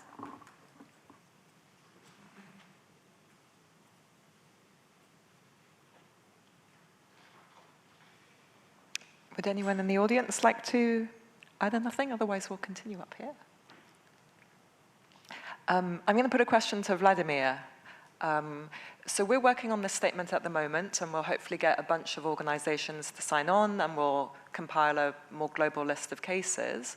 What do you think, speaking to what you were saying in terms of a coordinated response, what could we be doing next to work with our allies? We have a great group now. What can we be doing next, and how can we reach a more mainstream audience? So we're maybe speaking to new audiences who, are hearing one narrative about whether it's open source or whatever. Well, I think the things that has been like doing in terms of first like being aware of those discussion in different levels and the United Nations system and what are like the proposals. I think that would be like the first step, and then creating these coalitions, because sometimes there are like certain discussions, at least in the global south, in the region of Latin America, that sometimes it's not completely like going down. So it's first like having this track of what it's happening, what are the different proposals, and then like making statements, making letters, calling to our states, representatives that are at the United Nations. I think that's part of the things that we have been doing. And the other, it's as the cases of Ola Bini and some others, like also being aware of if there is some other cases around the world that might be also important to take into account, because this could be something that will proliferate somehow, and I would imagine like how these cases will become like as a way of putting the things and making this call to different actors, and thirdly, I think like keep the conversation and keep the debate and keep not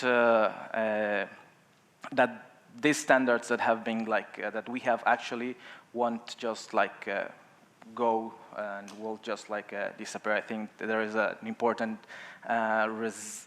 resist of preserving what we have now and not letting them just like erase them somehow. So that's something that I will just like first think about it. I think the statement that now you are like preparing, I think that's also important, and finding also different ways to drive the attention and keep the raise awareness of those who are not directly involved in this kind of discussions, and like thinking about how really like encryption matters, how really open source, free software matters, how this connects to their daily life, how this like connects to the idea of the right to privacy, on the right to freedom of expression. I think that's something that how it connects to your daily life and how it's important to preserve in order to make those voices keep being alive and being part of the debate. Thank you. Valeria. Quickly, in addition to what Vladimir is saying, I think it's important for civil society groups to use every opportunity we have in specific spaces, globally and regionally, to stress the importance of embracing the multi-stakeholder approach, because I think that's a good mechanism not only to question, openly talk about practices, policy developments and use of a specific legislation in a way that contradicts the exercise of human rights. So I think we have to stress the importance of establishing mechanisms for public scrutiny. As I always say, it's democratic oversight of how practices are being deployed by state actors, and use, as I was saying, this notion of the multi-stakeholderism to be able to engage on constructive and proactive interaction with various stakeholders in order to be able to, to counteract the trend that we are seeing. Hamla from the Arab Center for the Advancement of Social Media.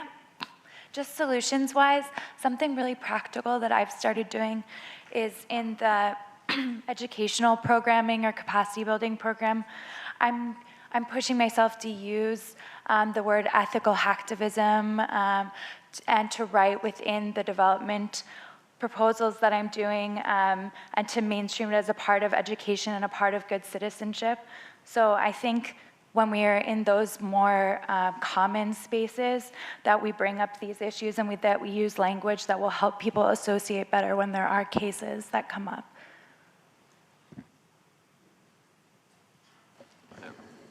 First of all, yeah, I think that language is something that, at least in our experience, was something like a whole process to determine which are the right terms to address these issues. And this is very related to something that my fellows were saying. I think that I think it's not a problem with Olavini particularly, but with many local cases, it's hard to reach and to get coverage from traditional media outlets. And I suppose these cases should be high-profile cases, and it would be important to everyone to be aware, because we are talking here about criminalization, we are talking about security issues. So I think that one of the challenges that we are facing right now in terms of protecting digital security researchers is how to get those media, traditional media outlets to communicate why it's important to protect these human rights. Let me add something, Gaspar, to what you mentioned. In our experience in Argentina is that the media covers the official version. When they cover the case of Javier, they treated him as guilty. They published a picture of him with his daughter on the media, on the big media. Something like that happened with Joaquin when he was prosecuted because he talked about vulnerabilities in the election system. The Minister of Security of the city of Buenos Aires said we stopped a hacking and attack on the election, and they showed Joaquin as guilty. So the media is not only not covering, but when they cover it with the official version, with the police version, with the government version. So it is a real huge problem we have to deal with. It's not only that they are not covering, they are covering the wrong way, and they are publishing them with pictures, with their families, with their names, affecting seriously their reputation, their capacity to get a job, or their name publicly. So the media are part of this. We need to talk to the media so they stop treating the hackers community as criminals, because it's easy to show, oh, these bad hackers hacking things and they are criminals. And it's a narrative that the media is pushing since 20 years ago, I guess.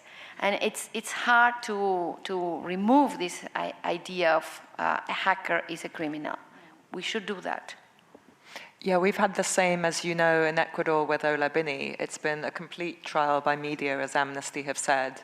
The leaking of wrong information, statements, even before he was arrested. You know, the president of Ecuador recently went on TV and made all sorts of allegations, and he hasn't even had a trial. So it's a big question. I don't know how we do it. I mean, there's two sort of questions on this, and one is that the media that is willfully doing this versus the media that's doing this because they don't know better. And I think it's the latter that benefits from sort of engagement with us, in the sense of, sort of demystifying this whole thing, or building a counter narrative where you essentially put forth that these people have worked to secure privacy and security for not just other human rights defenders but all of us. On the sort of the other group of media is sort of the bigger challenge, and I think the way to combat that is to create a strong enough international narrative coming from outside, which sort of plays it. A language, again, the same question, language matters, and it plays it in a way that here's how this person helped secure you, rather than, oh, this trial's going on, and yes, A happened, B happened, but to really, every time we speak about these cases, is to play up their achievements and play up what the work that they've done in public good. And I think that could be a potential way, to sort of counteract this.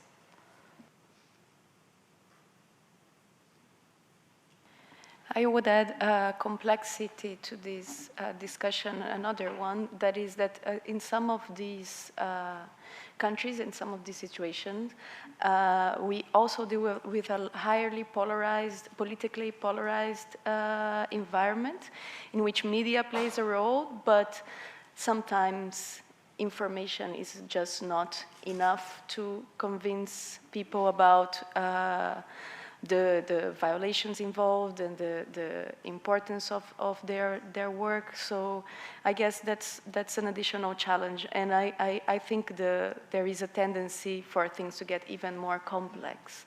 To give a very quick example that I think it's important to mention, yesterday, well, this week we had some arrests in the north of Brazil. I don't know if everybody heard about that. It was like two days ago. They were basically members of a fire brigade. They were helping combat the fires in the Amazon region. And they were and after there was this narrative, it's not related to digital security, but it's about shrinking of the political participation in the public sphere and criminalization of social movements and activists. So they were being accused of starting the fires themselves. And that was like this type of accusation that was released from different types of authorities in Brazil and the international level. So in one point is like you start a narrative, a false or misleading narrative, and then you end up even justifying criminalization, concrete criminalization. So I guess it's something that we have to take into account and be very conscious of the limits of sharing this information and which are the groups that are worth connecting with also, right? So I would say a lot of the violations that we see in these judicial cases are very common for traditional human rights activists. So maybe connecting to these groups would also be very relevant, environmentalists, feminist groups, LGBTQ, etc.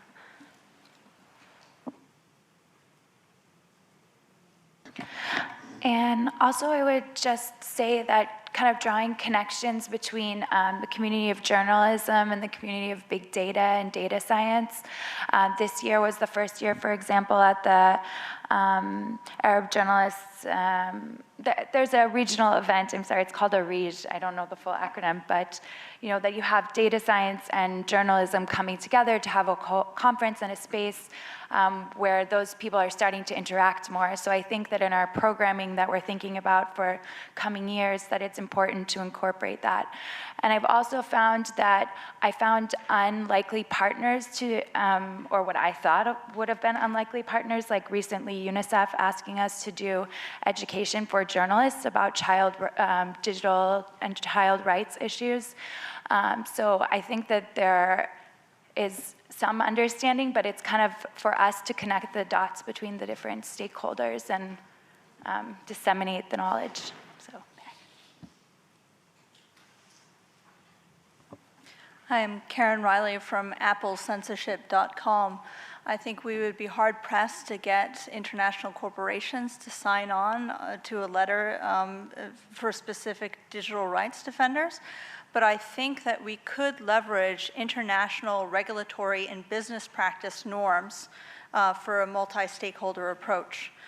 For instance, a lot of large telecom companies are running their infrastructure, their cloud infrastructure on OpenStack, which is one of the largest open source projects in the world. And so if a regulation were poorly written and could capture something like that, then you could go to some of these non-traditional allies and say, look, you have people in this country, this is a potential issue for you. And also, the General Data Protection Regulation in Europe has, vulnerability disclosure regulations built into it, that there are responsibilities if you know that there's a security risk for your end users in your platform, you have a duty to respond to that. And so while our individual digital rights defenders should be lauded and praised, there's also space for making hacking boring. We're the plumbers of the internet. We're just plugging leaks. Not even glamorous things. These are things that everybody uses every day, and we're just doing regular repairs. And so that's one of those things where remove the glamour and expand the definition of hacking. And then it's not a case of, well, you know this one language, so obviously you must be trying to break the election system. It's, look, there's millions of us, and we touch your lives every day.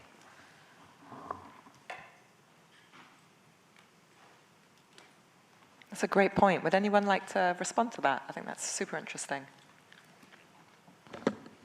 I mean, yeah, I think that I'm saying this for all of us, that we've been working on the statement. This was one of the ideas that came up. In fact, now we are going to talk how to move forward from this statement and what kind of other actions we can do to implement these great ideas, you know.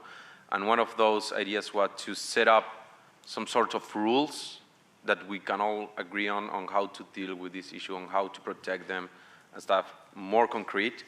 But of course that takes a lot of time, and I mean, if we are going to develop an action like that, everyone is welcome, and a multi-stakeholder process for that case would be just perfect, yeah.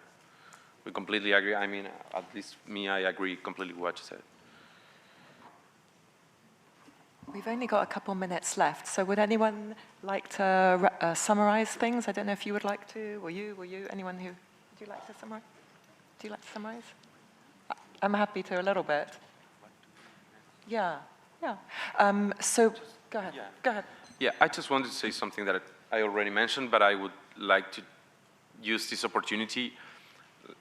This is like a general statement, but we also ask everyone who wants to join our current efforts, and of course, I mean, Amnesty will also, if you want to say something, but we'd like to join our actions. In our case, we are working a lot on Javier Esmaldone case. It's been a very rocky start, and we really need international help to ask the state to comply with simple democratic and human rights rules.